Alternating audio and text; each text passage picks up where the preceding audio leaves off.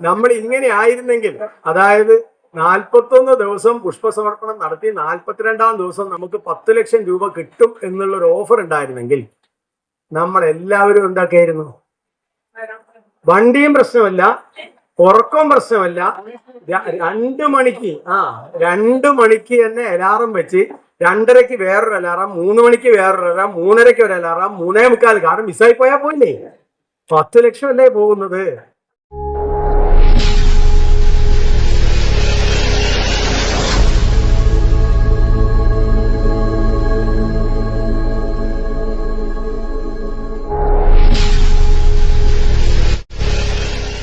സദ്വശരണം.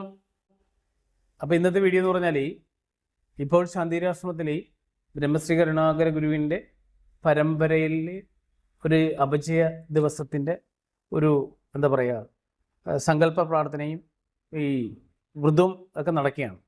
അപ്പോൾ അതിനെ ആസ്പദമാക്കിയിട്ട് അവരുടെ ഗ്രൂപ്പിൽ ഒരു ടെസ്റ്റ് വന്നു. അപ്പോൾ ആ ടെസ്റ്റ് എനിക്ക് കണ്ടപ്പോൾ ഒരു കൗതുകം തോന്നി. മറ്റൊന്നുമല്ല, ആ ടെസ്റ്റ് ഞാനിവിടെ കൊടുക്കുകയും ചെയ്യാം, ഒന്ന് വായിക്കുകയും ചെയ്യും, എന്നിട്ട് വേറെ കാര്യങ്ങൾ സംസാരിക്കാം. നമ്മൾ സദ്വശരണം.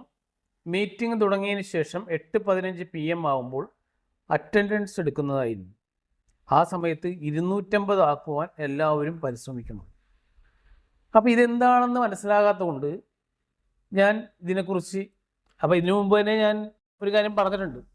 തിരുവനന്തപുരത്ത് ശാന്തിരാശ്രമത്തിൽ ജോലിക്ക് പോകുന്ന സ്ഥാപനങ്ങളിൽ ജോലിക്ക് പോകുന്ന വിശ്വാസികളോട് പറഞ്ഞിരിക്കുന്നതെന്ന് വെച്ചാൽ, ഇവിടെ പൂവിടാൻ വരുന്നവർക്ക് മാത്രമേ അറ്റൻഡൻസ് ഉള്ളൂ, അല്ലാത്തവർക്ക് അറ്റൻഡൻസ് ഇല്ല. ജോലിക്ക് ചെല്ലുന്ന സമയത്തല്ല, ഇവിടെ പൂവിട്ടിട്ട് വേണം അവിടെ ജോലിക്ക് ചെയ്യുന്നത്, അല്ലെങ്കിൽ അറ്റൻഡൻസ് ഉണ്ടാവില്ല. കാരണം വെച്ചാൽ ഈ കപടഗുരുവിൻ്റെ ഈ അവസ്ഥ പൂർത്തീകരണ ആഭാസ നാടകത്തിന് പൂവിടാൻ ആളില്ല. കാരണം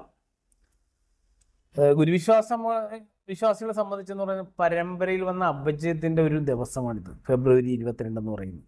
25 വർഷം കാലമായി ഈ നാടകം അരങ്ങേറാൻ തുടങ്ങിയിട്ട്, മനസ്സിലായില്ലേ?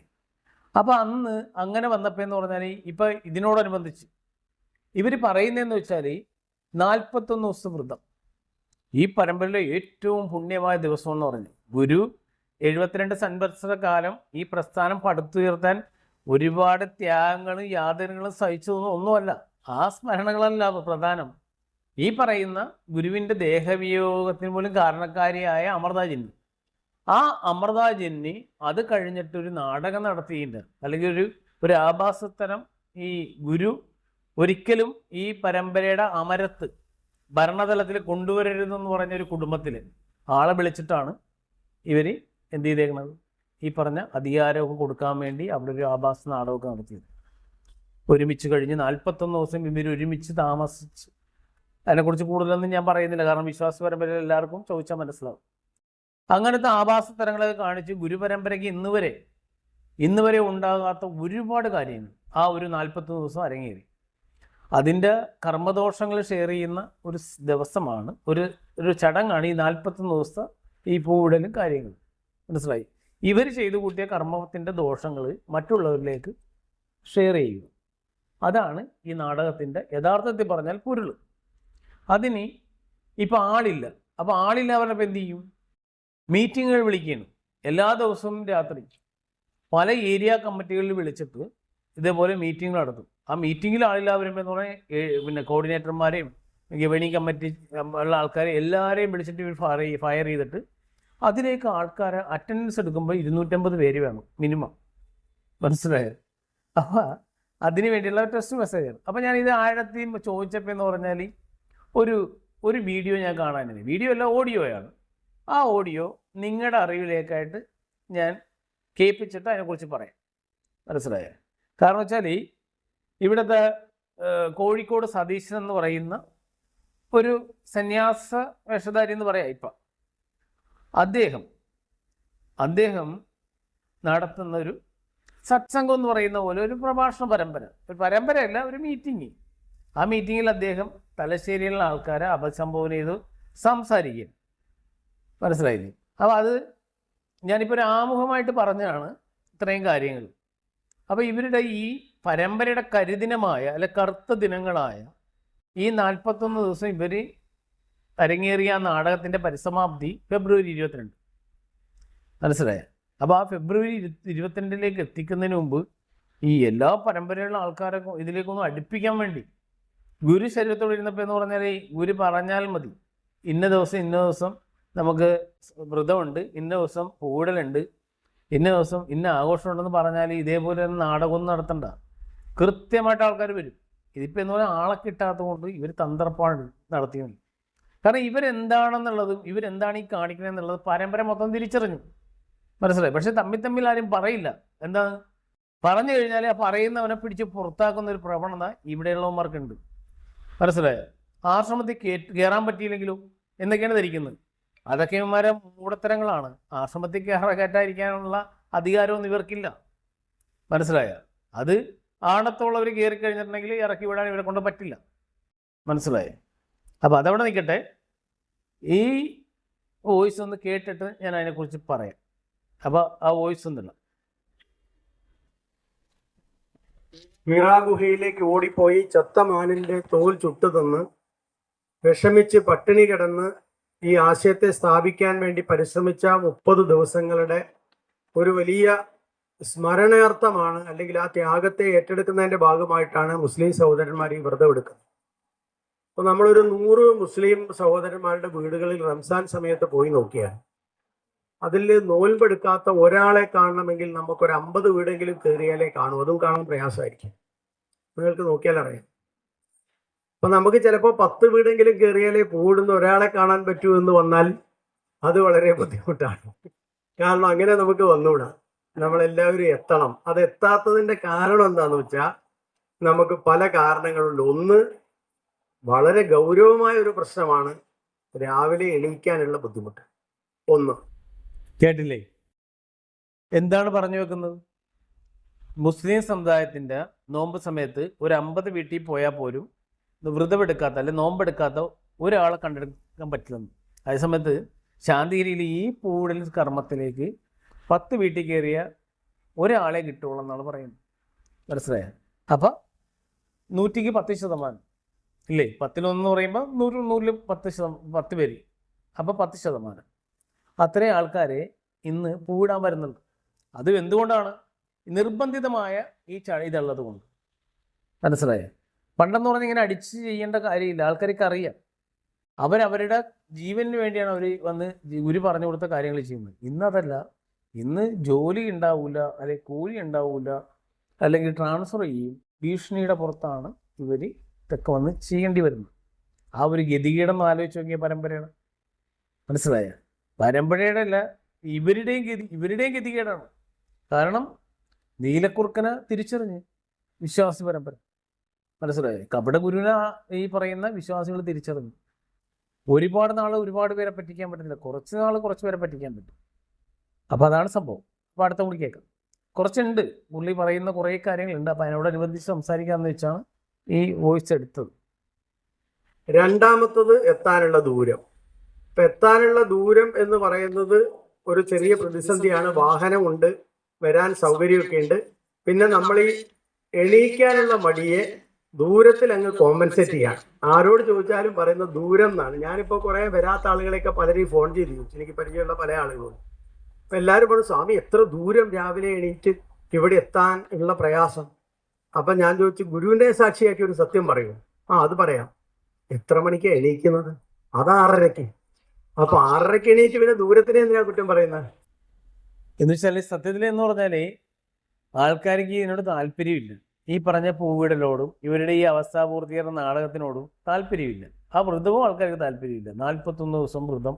അത് തന്നെയല്ല, ഇവരെന്ത് തോന്നിയവാസവും കാണിക്കാൻ നമ്മളെ കൊണ്ട് ചെയ്യും എന്ന് വെച്ചാൽ നമുക്ക് നിയന്ത്രണങ്ങൾ. എന്നിട്ട് അവർ ചെയ്യുന്ന തോന്നിയവാസങ്ങളുടെ ഈ ഷെയർ നമ്മൾ പറ്റണം. മനസ്സിലായില്ലേ? അപ്പോൾ അത് ആൾക്കാർക്ക് മനസ്സിലായി. ആ കള്ളത്തരം ഇവരുടെ മൂടത്തരമൊക്കെ ആൾക്കാർക്ക് മനസ്സിലായപ്പോൾ ആൾക്കാർ അതിൽ നിന്ന് ഓരോ എക്സ്ക്യൂസ് പറയും. ദൂരെ കൂടുതലാണ്. എന്നാൽ ബ്രഹ്മശ്രീകരണ ഗുരുവിൻ്റെ ആ ഭൗതികത്തോടെ ശരീരത്തോടെ ജീവിച്ചിരുന്ന സമയത്ത് അല്ലെ കാലഘട്ടത്തിൽ എന്ന് പറഞ്ഞാൽ ഗുരു ഒരു കാര്യം പറഞ്ഞു കഴിഞ്ഞാൽ നടന്നു വരും, കിലോമീറ്ററുകളോളം താണ്ടി. മനസ്സിലായില്ലേ? കാരണം അത് ആൾക്കാർക്ക് അറിയാം അവരവരുടെ നന്മയ്ക്ക് വേണ്ടിയാണ് ഗുരു പറയുന്നതെന്ന്. അല്ലാതെ ഇവരുടെ സ്വാർത്ഥ താല്പര്യത്തിനോ സ്വജനപക്ഷപാതത്തിനോ ഇവരുടെ ഗുണ്ടായുസത്തിനോ അല്ല. ഗുരു ഒരാളെയും അറ്റൻഡൻസ് ഇടാൻ പറഞ്ഞില്ല. ഇവിടെ വന്നിട്ട് പൂവിട്ടിട്ട് മാത്രം അറ്റൻഡൻസ് ആയിട്ടുള്ളതെന്നൊന്നും പറഞ്ഞിട്ടില്ല. ആശ്രമത്തിൽ താമസിക്കുന്നവരെ വിളിച്ച് കൃത്യമായിട്ട് എഴുന്നേപ്പിച്ച് പൂഴിച്ചിട്ടുണ്ട്, അല്ലെ പ്രാർത്ഥിപ്പിച്ചിട്ടുണ്ട്. കാരണം അത് ആശ്രമത്തിൽ നിൽക്കുന്നവരാണ്, അല്ലെ വീട്ടുകളിൽ പോയിട്ട് ആരെയും പിടിച്ചുകൊണ്ട് വന്നിട്ടൊന്നും. മനസ്സിലായില്ലേ?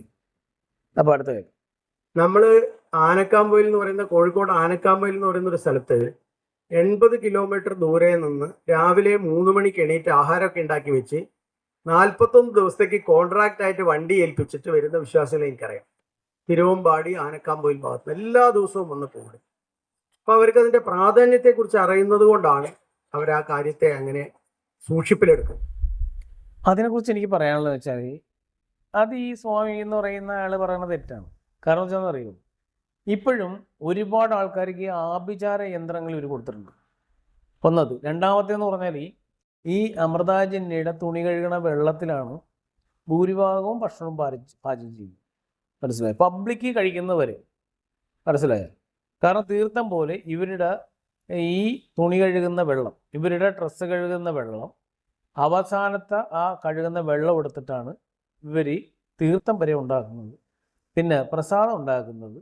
ഇതൊക്കെ കഴിച്ചിട്ട് ഇവരുടെ ആ ഒരു വിയർപ്പിൻ്റെയും ഇതിൻ്റെയൊക്കെ അംശം എത്ര കഴിയാലും നമ്മുടെ ഡ്രസ്സിൻ്റെ ഒരു അംശവും എല്ലാ ഇതും ഉണ്ടാവും, അഴുക്കുണ്ടാവും. അപ്പോൾ എത്ര കണ്ണീര് പോലെയാണെന്ന് പറഞ്ഞാലും അതിലൊരു അംശം ഉണ്ടാകും. അതൊക്കെ കഴുകി എടുക്കുന്ന വെള്ളം, സംശയം ഉണ്ടെങ്കിൽ അന്വേഷിച്ച് നോക്കുക. മനസ്സിലായില്ലേ? അപ്പോൾ ആ വെള്ളം കൊണ്ടാണ് അതൊക്കെ ഉച്ചിഷ്ടം. കാരണം ഗുരുവിൻ്റെ നമ്മൾ പങ്ക് കഴിച്ചത് എന്തുകൊണ്ടാണ്? ഗുരു നമ്മൾക്ക് സ്പർശിച്ച് തന്ന ഈ പങ്കുകൾ ഗുരു ഉരുട്ടി തന്നിട്ടുണ്ടല്ലോ. ഞാനൊക്കെ ഒരുപാട് കഴിച്ചിട്ടുണ്ട്. അപ്പോൾ ആ പങ്ക് കഴിക്കുമ്പോൾ ഗുരുവിൻ്റെ ആ പുണ്യം നമ്മളിൽ നിറയാൻ വേണ്ടിയാണ്. അതേസമയത്ത് അതൊരു എന്താണ് പാപിയായ ആളുടെ നിന്ന് കിട്ടിയാൽ ആ പാപത്തിൻ്റെ അംശം നമുക്ക് കിട്ടും. അപ്പോൾ അങ്ങനെ ഇവരുടെ അടിമകളാക്കി കുറേ ആൾക്കാരെ വെച്ചിട്ടുണ്ട്. പക്ഷേ ഇപ്പം ഒരുപാട് ആൾക്കാരെന്ന് പറഞ്ഞാൽ ഇവർ കൊടുക്കുന്ന പല സാധനങ്ങളും വാങ്ങിക്കാറില്ല, വാങ്ങിച്ചാൽ തന്നെ ഉപയോഗിക്കാറില്ല. മനസ്സിലായോ? ഒരുപാട് ആൾക്കാർ അടുത്ത് നിന്ന് കാര്യങ്ങൾ മനസ്സിലാക്കിയവർ മേടിച്ചുകൊണ്ട് പുറത്ത് കളയും. ഉത്തമ ഉദാഹരണമായിട്ട് ഒരുപാട് പേരെ എനിക്കറിയാം. അപ്പോൾ ഇങ്ങനെ ഇപ്പോഴും ഇവരുടെ കയ്യിൽ നിന്ന് കിട്ടുന്ന ഉച്ചിഷ്ടം മേടിച്ച് ഭക്ഷിച്ചിട്ട് പങ്ക്, പ്രസാദം, ഇവരുടെ തീർത്ഥം എന്നൊക്കെ പറഞ്ഞ് മേടിച്ചിട്ട് വീടുകളിൽ സൂക്ഷിക്കുകയും അത് ഉപയോഗിക്കുകയും ചെയ്യുന്നവർ എപ്പോഴും ആത്മീയ അടിമത്തം ഉണ്ടാവും ഇവരോട്. അങ്ങനെയുള്ള ഒരു വണ്ടി പിടിച്ച് ഈ ഫംഗ്ഷൻ വരും, ഈ കാര്യത്തിന് ചെയ്യും. മനസ്സിലായി? പക്ഷെ അവരറിയുന്നില്ല ഈ കർമ്മത്തിൻ്റെ ഒരു ഷെയർ, കർമ്മദോഷത്തിൻ്റെ ഒരു ഷെയറാണ് അവർ പറ്റാനായിട്ട് ഇത്രയും കഷ്ടപ്പെട്ട് വന്നത്. പണം മുടക്കി, സമയം മുടക്കി. അതേസമയത്ത് വീട്ടിൽ തിരികെത്തിച്ച് വെച്ച് പ്രാർത്ഥിച്ചാൽ മതി. മനസ്സിലായി? ഗുരുവിനെ പ്രാർത്ഥിച്ചാൽ മതി. ഗുരുവിൻ്റെ ഇച്ഛ നടക്കണം. എന്തുകൊണ്ടാണ് ഇപ്പോൾ ഇത്രയും അപജയം പുറത്ത് മനസ്സിലായെന്നറിയാം. ഒരുപാട് ആൾക്കാർ വർഷങ്ങളോളം പറഞ്ഞിട്ട് ആർക്കും മനസ്സിലായില്ല. പക്ഷേ കുറേ കഴിഞ്ഞപ്പോൾ എന്ന് പറഞ്ഞാൽ ആൾക്കാർക്ക് ബോധോദയം വന്ന് അവർ പ്രാർത്ഥിക്കാൻ തുടങ്ങി.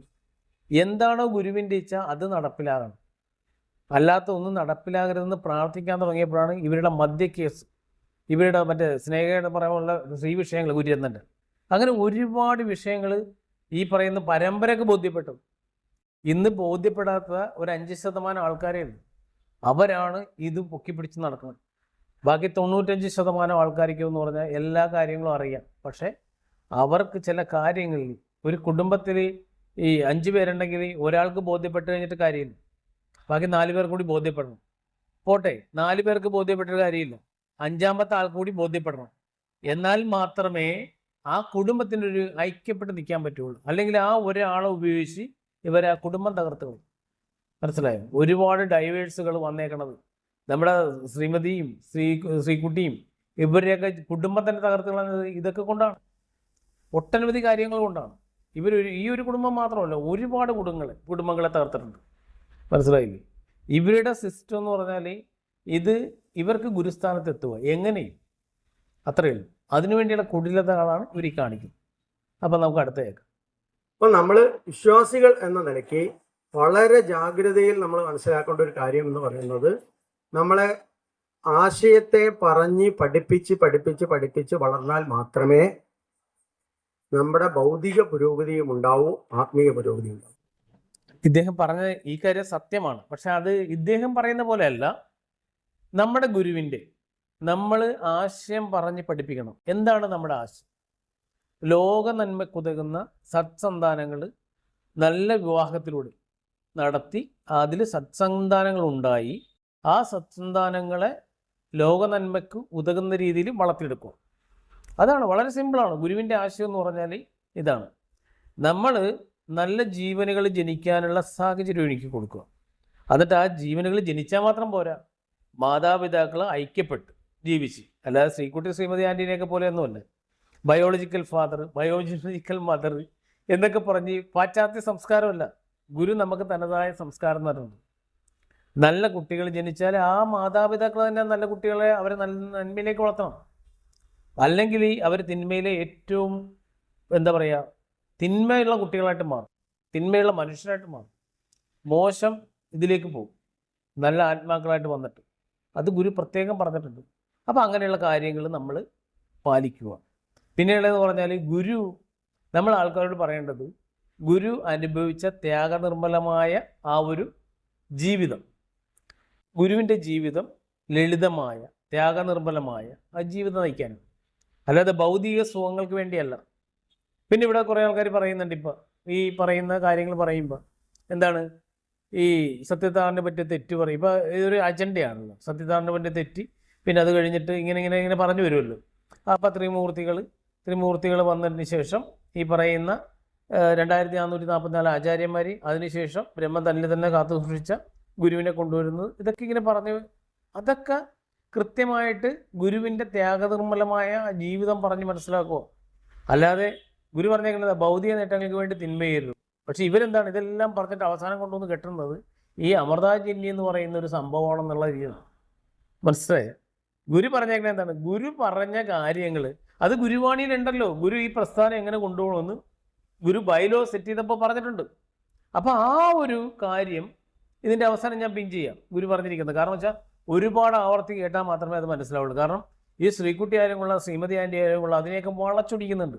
മനസ്സിലാവും? പരമാവധി ഈ ശിഷ്യഭൂതി എന്ന് പറയുന്ന അവർ വിളിക്കുന്ന ഈ പറയുന്ന അമൃതാജന്യം എന്ന് പറയുന്ന അവരെ വെള്ളപൂശാൻ വേണ്ടി അതിനെയൊക്കെ വളച്ചൊടിച്ച്, നിങ്ങൾക്കത് 10 പ്രാവശ്യം കേൾക്കുമ്പോൾ നിങ്ങളുടെ മനസ്സിൽ തറക്കും ഗുരുവാണി. അതുകൊണ്ടാണ് അതിൻ്റെ അവസാനം ഗുരുവാണി പിഞ്ചിയാന്ന് പറയുന്നത്. മനസ്സിലായില്ലേ? അപ്പോൾ ഗുരുവാണികൾ കേൾക്കുകയും ഗുരുവിൻ്റെ യഥാർത്ഥ ജീവിതം പറയുകയും ഫാബ്രിക്കേറ്റ് ചെയ്യാത്ത ജീവിതത്തെക്കുറിച്ച് പറയുകയും ചെയ്തു കഴിഞ്ഞാൽ പരമ്പര നല്ല രീതിയിൽ മുന്നോട്ട് പോകാൻ പറ്റും. മനസ്സിലായോ? അത് മനസ്സിലാക്കാനുള്ള കഴിവും കാരുണ്യം എല്ലാം പരമ്പരയ്ക്കുണ്ട്. അപ്പോൾ അടുത്ത കാര്യം, അത് നമ്മൾക്ക് തിരിച്ചറിയണമെങ്കിൽ നമ്മുടെ പുസ്തകത്തിൽ കൃത്യമായിട്ട് ആത്മീയതയിൽ നാം അറിയാത്ത രഹസ്യങ്ങളുടെ 1-ാമത്തെ പേജ് എടുത്താൽ നമുക്കറിയാം, പൈതൃകമായ ത്യാഗത്തിന്റെ ഭാഗത്തുനിന്ന് ഉണ്ടാവേണ്ട ഭക്തിയുടെ കുറവ് കൊണ്ട് നമ്മൾക്ക് ഭക്തിയുമില്ലാതെ പോയി, അതിൽ നിന്നുണ്ടാവേണ്ട ഭൗതിക സമ്പന്നതകളും ഇല്ലാതെ പോയി. അപ്പം അതുകൊണ്ട് ഭൗതികമായ ജീവിത പുരോഗതി ഉണ്ടാവണമെങ്കിലും ജീവനിൽ ഒരു നന്മയുണ്ടായി വരാം. ഈ ബുക്ക് എന്ന് പറഞ്ഞാൽ ഇവരെഴുതിയ ബുക്കാണ്. അനിൽസരത്തിലൊക്കെ കൂടി ഇവരൊക്കെ കൂടി എഴുതിയ ബുക്കാണ് ഈ പറയുന്ന ആത്മീയതയിലെ നാം അറിയാത്ത രഹസ്യങ്ങൾ. ഒരുപാട് വള്ളിക്കെട്ടുകളുള്ള ബുക്കാണത്. മനസ്സിലായി? വള്ളിക്കെട്ടുകൾ എന്ന് പറഞ്ഞാൽ ഗുരു പറഞ്ഞതൊന്നുമല്ല അതിൽ പറഞ്ഞിരിക്കുന്നത്. ഗുരു പറഞ്ഞതെന്ന് വെച്ചാൽ നല്ല രീതിയിൽ ജീവിക്കുക, സത്യസന്ധമായിട്ട് ജീവിക്കുക, ഗുരുവിൽ വിശ്വസിക്കുക, ഗുരുവിന് വേണ്ടി ഏകദൈവ വിശ്വാസത്തിൽ മുന്നോട്ട് പോവുക. അങ്ങനെ ഈ പറയുന്ന നല്ല കുട്ടികൾക്ക് ജന്മം നൽകുക, നല്ല രീതിയിൽ വളർത്തുക, സത്യസന്ധമായിട്ട് ജീവിക്കുക. വാക്കാണ് സത്യം, സത്യമാണ് ഗുരുവാണെന്നുള്ള ആപ്തവാക്യത്തിൽ നമ്മളൊരു വാക്ക് പറഞ്ഞാൽ ആ വാക്ക് സത്യമായിട്ട് ഭവിക്കുന്ന രീതിയിൽ നമ്മൾ പ്രവർത്തിക്കുക.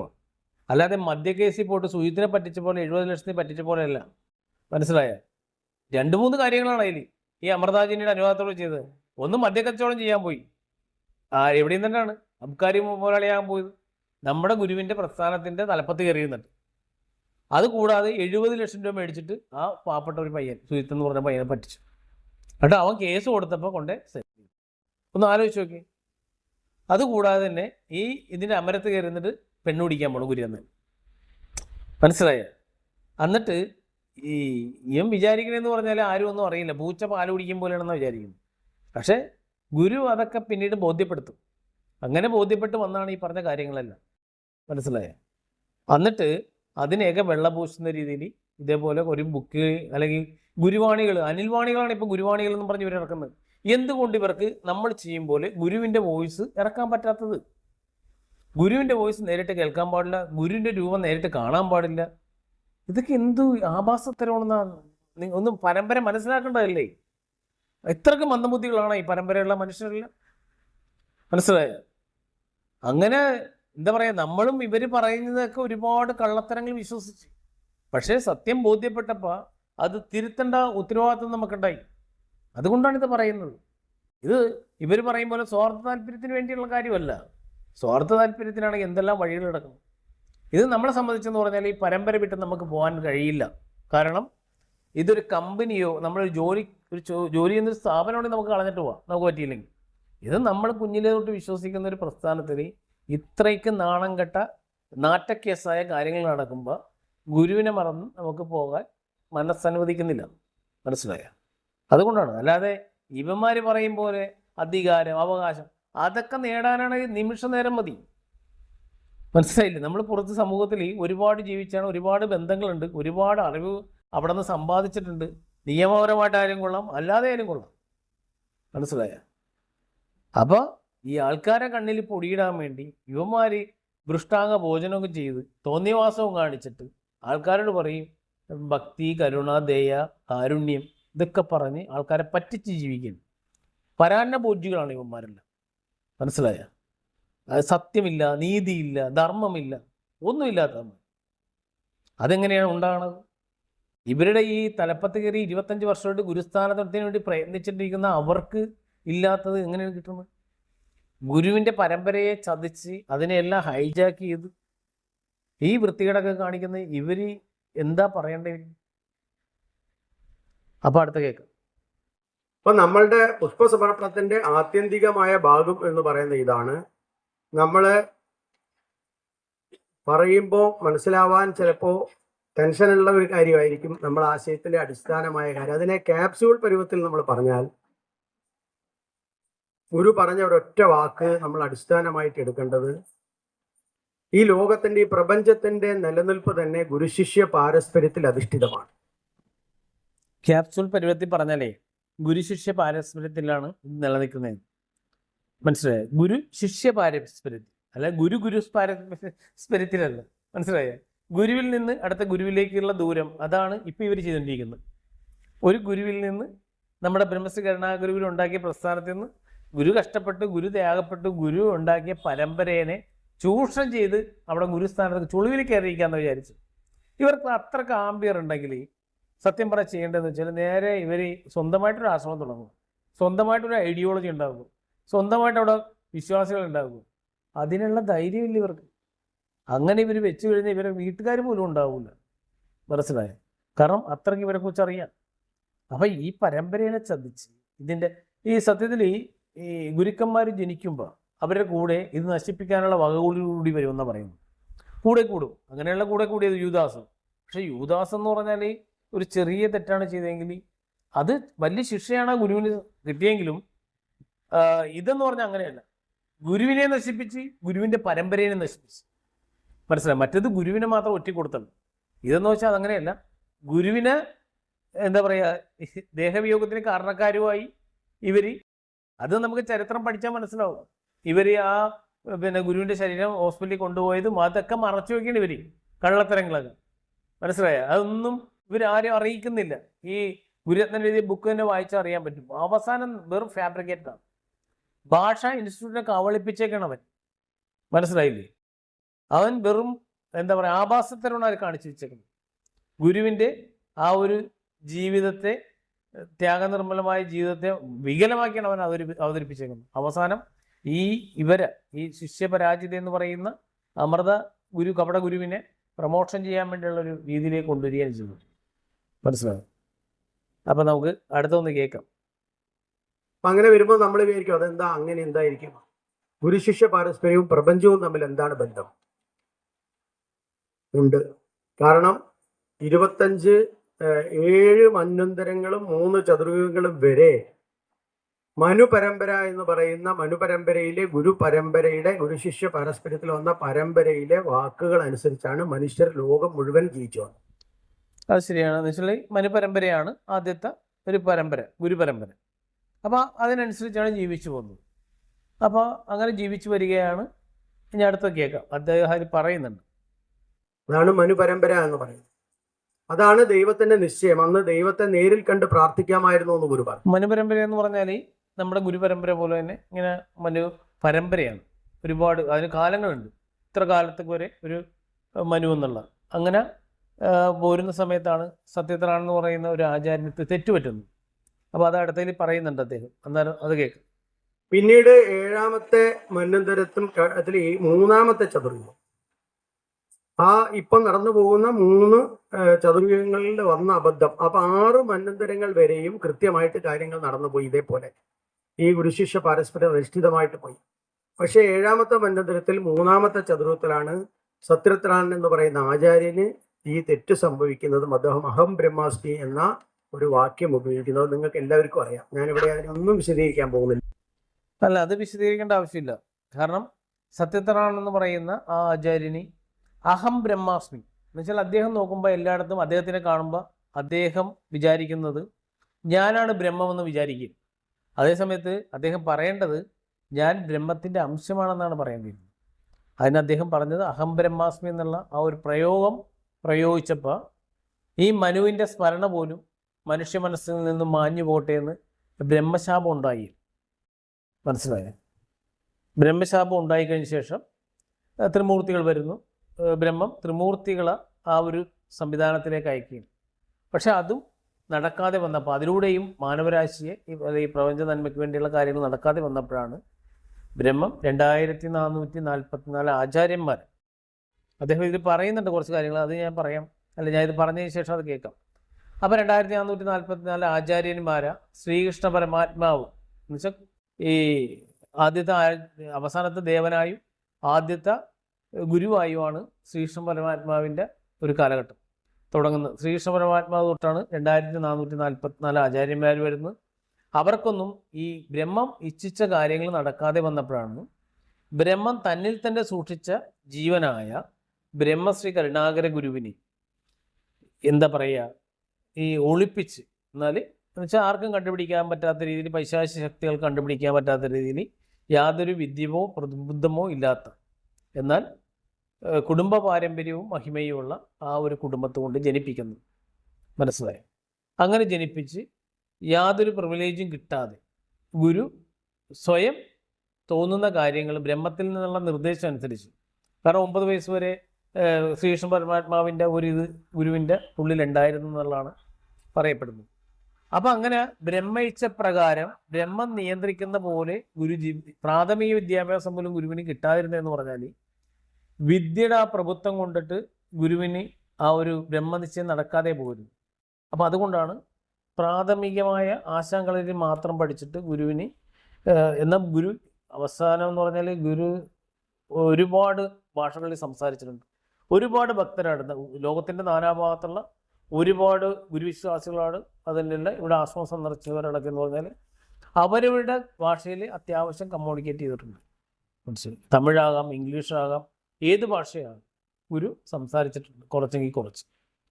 അപ്പം അതാണ് ബ്രഹ്മശ്രീ കരുണാഗുരുവിൻ്റെ വരവും ഈ ശാന്തിഗിരി പരമ്പരയുടെ ഉത്ഭവവും.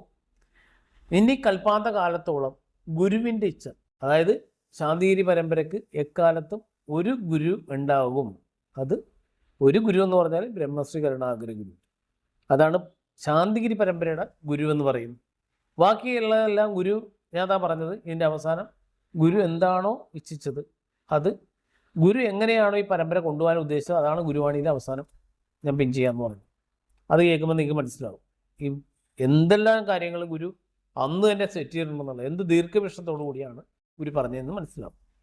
അപ്പോൾ ബാക്കി പക്ഷേ ആ സംഭവത്തിന് ശേഷം എന്ന് പറയുന്നത് ബ്രഹ്മത്തിന്റെ സ്മരണ തന്നെ മനുഷ്യ ഹൃദയങ്ങളിൽ നിന്ന് മാഞ്ഞു പോകട്ടെ എന്നൊരു ശാപമുണ്ടായതിനെ തുടർന്നാണ് ദൈവവും മനുഷ്യരുമായിട്ടുള്ള ബന്ധം വിട്ടുപോയതെന്നും ഇതിൽ ഇദ്ദേഹം പറയുന്നത് തെറ്റാണ്. മനസ്സിലായി?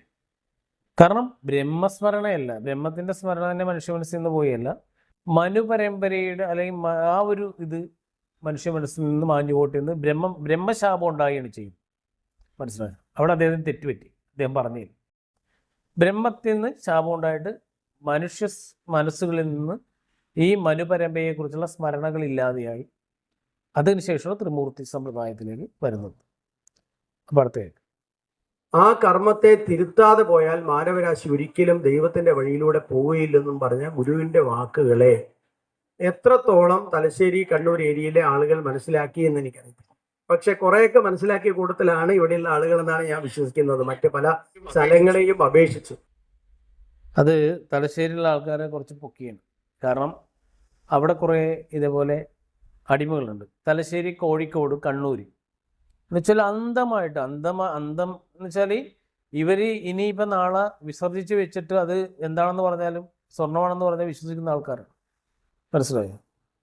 എന്നുവെച്ചാൽ ഈ പണ്ടൊരു കഥ പറയൂലേ, എന്താ പറയുക, രാജാവ് നഗ്നനാണെന്ന് പറയാൻ അറിയാൻ പാടില്ലാത്ത, അല്ലെങ്കിൽ പറഞ്ഞാൽ പേടിയുള്ള ഒരു സമൂഹത്തിൽപ്പെട്ട ആൾക്കാരാണ് അവിടെ ഉള്ളത്.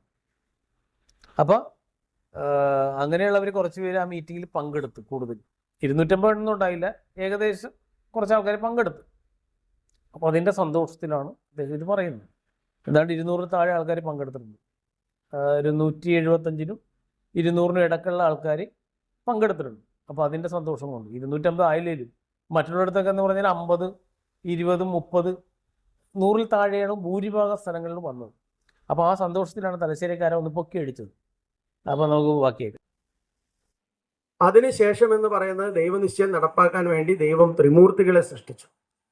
ത്രിമൂർത്തികൾക്കും വന്ന തെറ്റ്, ബ്രഹ്മാവിനെ ബ്രഹ്മത്തിനും മേലെയായിട്ട് ആരാധിച്ചു പോയ സമയത്ത് ആ കർമ്മത്തിൽ അവിടെ പിഴവ് സംഭവിച്ചു. അത് പറഞ്ഞു കഴിഞ്ഞല്ലോ. കാരണം ത്രിമൂർത്തികൾക്കും അത് പറ്റിയില്ല. പിന്നീട് വലിയ പരാജയത്തിലേക്ക് ദൈവം ആ ഒരു ഗുരു പരമ്പരയെ കൊണ്ടുവരാൻ ശ്രമിച്ചതും അതും ആ ദൈവത്തിന്റെ ഇച്ഛ നടപ്പാവാതെ പോയി. പിന്നീട് മോസസിന് ജന്മം കൊടുത്തു. അപ്പോൾ മോസസ് 10 കൽപ്പനകൾ വാങ്ങി വരാം, നിങ്ങൾ ഈ കാളത്തലയെടുത്ത് പൂജിക്കുന്ന നശിച്ച ആരാധനാക്രമം, തെറ്റായ ആരാധനാക്രമം ഉപേക്ഷിക്കുക എന്ന് പറഞ്ഞ് മലയുടെ മുകളിലേക്ക് പോയി 10 കൽപ്പനകൾ വാങ്ങി വരാൻ പോയപ്പോൾ തിരിച്ചു വന്ന സമയത്ത്, കഠിനമായ തപസ് ചെയ്ത് ദൈവത്തിൽ നിന്ന് വാക്ക് കിട്ടി ജീവിക്കേണ്ട 10 കൽപ്പനകൾ വാങ്ങി തിരിച്ചു വന്ന സമയത്ത്, സന്തോഷത്തോട് തിരിച്ചു വരുന്ന സമയത്ത് കാണുന്നത് ഈ അനുയായികളെല്ലാം പഴയ കാളത്തലെടുത്ത് വീണ്ടും പൂജിക്കുന്നത്. ആചാര്യൻ മേലെ പോയി കുറച്ച് സമയം കഴിഞ്ഞപ്പോഴേക്ക് പിന്നെയും അവർക്ക് തോന്നി ഇതാണ് നല്ലതെന്ന് തോന്നി. ഇത്രയേ ഉള്ളൂ നമുക്ക് ഉറപ്പ് എന്ന് പറയാം. സത്യത്തിൽ ഇപ്പം ഇതല്ലേ നടന്നുകൊണ്ടിരിക്കുന്നത്? ഒന്ന് ആലോചിച്ചത്. ബ്രഹ്മശ്രീ കരുണാകര ഗുരു A to Z കാര്യങ്ങൾ പറഞ്ഞു തന്നിട്ട് ആ ഗുരുവിൻ്റെ പ്രസ്ഥാനത്തിൽ ഗുരു ദേഹവിയോഗം ചെയ്തപ്പോൾ ഒരു ശിഷ്യ എന്ന് പറഞ്ഞവർ അവർ കയറി ഇരുന്നിട്ട് കാണിച്ചു കൂട്ടുന്ന കോപ്രായങ്ങൾ, അതും എന്താ പറയുക, വീണ്ടും ത്രിമൂർത്തി തലത്തിൽ നിന്ന് താഴെ കൊണ്ട് കെട്ടാൻ ശ്രമിക്കണം അവർ. ആഭിചാര കർമ്മങ്ങൾ, ത്രിമൂർത്തി സമ്പ്രദായത്തിൽ പോലും ഇല്ലാത്ത ഒരുപാട് ആഭിചാര കർമ്മങ്ങൾ അവർ ചെയ്യുന്നു. മനസ്സിലായി? ഈ നാണയത്തുള്ളിലൊക്കെ ഒട്ടിച്ചതിൻ്റെ അതൊക്കെ എന്ന് പറഞ്ഞാൽ ആൾക്കാർക്ക് ബോധ്യപ്പെടാൻ വേണ്ടി ഗുരു കാണിച്ചു കൊടുത്ത വഴികളാണ് ഒരുപാട് പേർക്ക്. അല്ലെങ്കിൽ ഗുരുവിൻ്റെ പ്രസ്ഥാനത്തിൽ നാണയത്തൊട്ടിൽ വെല്ലുവിറ്റൊട്ടിക്കുന്നതിന് എന്താണ് പ്രസക്തി? ഒന്ന് പറഞ്ഞിട്ട് ഈ ആഭിചാര കർമ്മങ്ങൾക്ക് എന്താണ് പ്രസക്തി? മനസ്സിലായ? എല്ലാ സ്ഥലത്തും ഇതിൻ്റെ ജനറൽ സെക്രട്ടറി എന്ന് പറഞ്ഞ് വലിഞ്ഞു കയറിയിരിക്കുന്നവൻ എല്ലാ സ്ഥലത്തും പോയിട്ട് അവിടെയെല്ലാം കല്ലിടുന്നു, അവിടെയെല്ലാം തൊഴുന്നു. മനസ്സിലായ? കാരണം സാത്താൻ സേവ പോലെയുള്ള ഒരു ആരാധനാക്രമത്തിലേക്ക് ഇവർ അതപ്പതിച്ചു പോയി.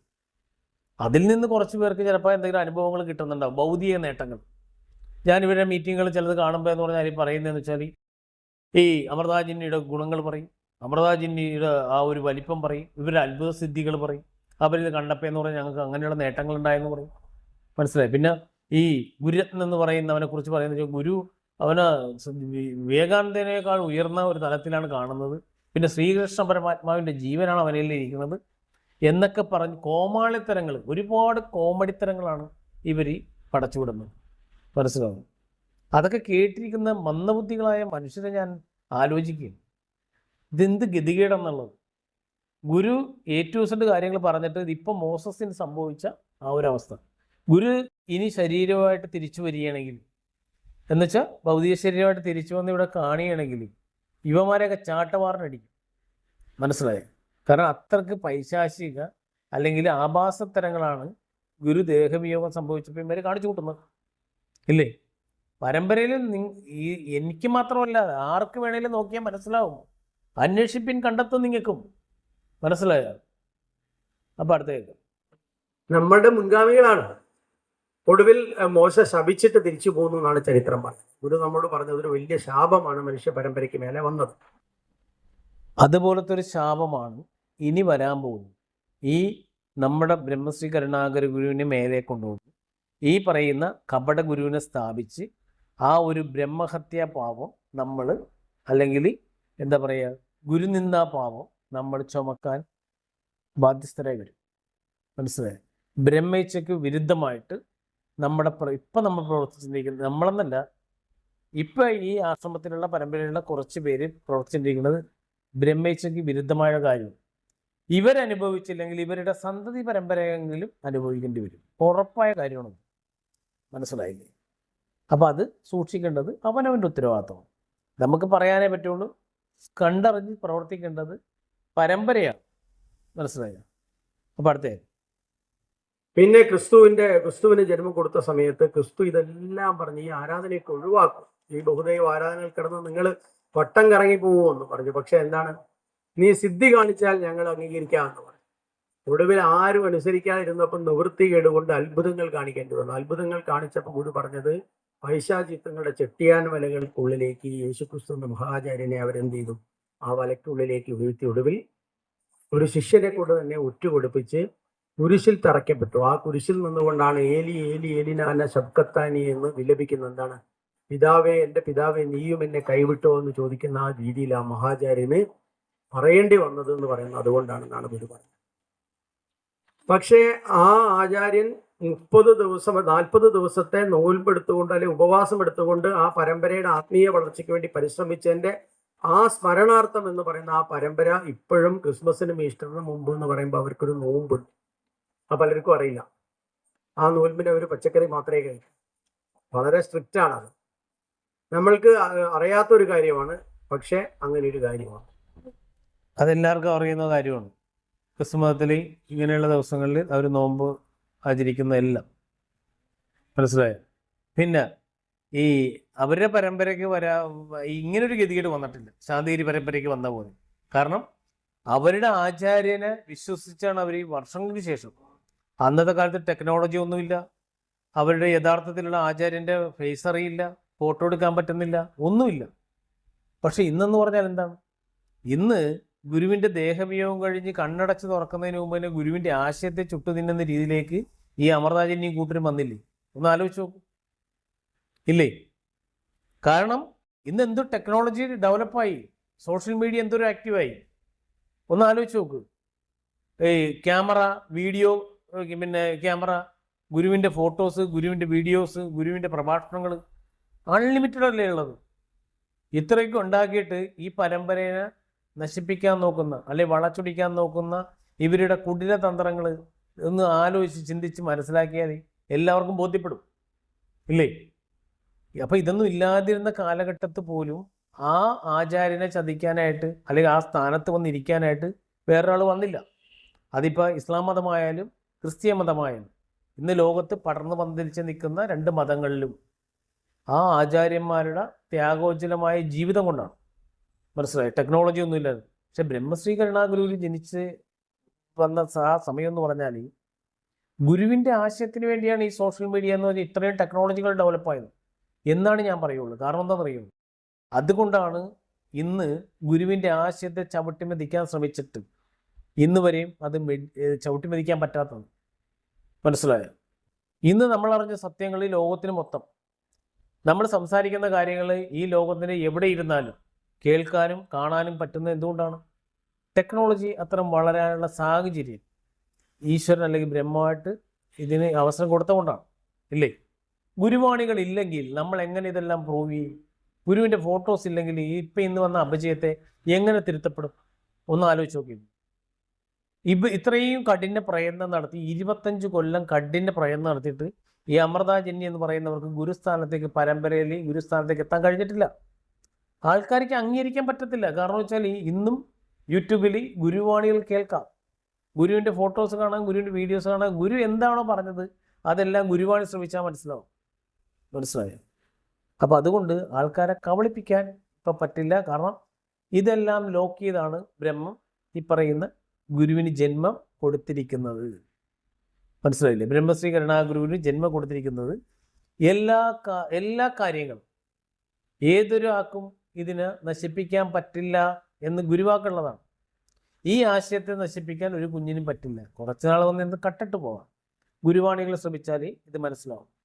ഗുരു ഇത് പച്ചയായിട്ട് പറഞ്ഞിട്ടുണ്ട്. പിന്നെ ഗുരുവിന്റെ പ്രസ്ഥാനത്തെ അപജയപ്പെടുത്തുന്ന കാര്യം ഞാനീ പറഞ്ഞില്ലേ, ഗുരുവാണി ബൈലോ സെറ്റ് ചെയ്തപ്പോൾ ഗുരു പറഞ്ഞിട്ടുണ്ട്. ഇത് കള്ളദർശനങ്ങൾ പേരിൽ ചതിച്ചു കളഞ്ഞാൽ എന്ത് ചെയ്യുമെന്ന് ഗുരു ചോദിക്കുന്നുണ്ട്. അതല്ലേ ഇപ്പൊ സംഭവിച്ചത്, കപട ദർശനങ്ങളുടെ പേരിൽ ഇല്ലേ? ഗുരു ഇപ്പം ഞാൻ പറയുകയാണെങ്കിൽ ഗുരു സിനിമയെ കുറിച്ച് പറഞ്ഞിരിക്കുന്നത്, സിനിമ എന്ന മാധ്യമം നന്നായിട്ടാണ് ഏറ്റവും കൂടുതൽ ഉപയോഗിക്കാൻ പറ്റുന്നത്. പക്ഷെ ആൾക്കാരത് ഉപയോഗിക്കുന്നത് ചീത്തയായിട്ടാണ്. മനസ്സിലായ? കാരണം ദൃശ്യമാധ്യമമായതുകൊണ്ട് അതിനെ പെട്ടെന്ന് സ്വാധീനിക്കാൻ പറ്റും. എന്ന് പറഞ്ഞതുപോലെ ദർശനം എന്ന് പറയുന്നത് ഓരോ മനുഷ്യന്റെ ജീവന് ഡെവലപ്പ് ചെയ്യാൻ പറ്റിയ ഒരു നല്ലൊരു മാർഗമായിരുന്നു. ആ മാർഗത്തെയാണ് ഇവർ സ്വാർത്ഥ താല്പര്യമായിട്ട് ചൂഷണം ചെയ്തത്. മനസ്സിലായി? ദർശനം ഒരിക്കലും തെറ്റല്ല. പക്ഷേ കപട ദർശനങ്ങൾ പറഞ്ഞ് സ്വാർത്ഥ താല്പര്യത്തിന് വേണ്ടി പ്രവർത്തിച്ചു കഴിഞ്ഞാൽ ആ ദർശനം എന്ന് പറയുന്ന ആ പുണ്യ, ആ ഒരു അനുഭവം, ഒരു കഴിവ് നഷ്ടപ്പെട്ടു പോകും.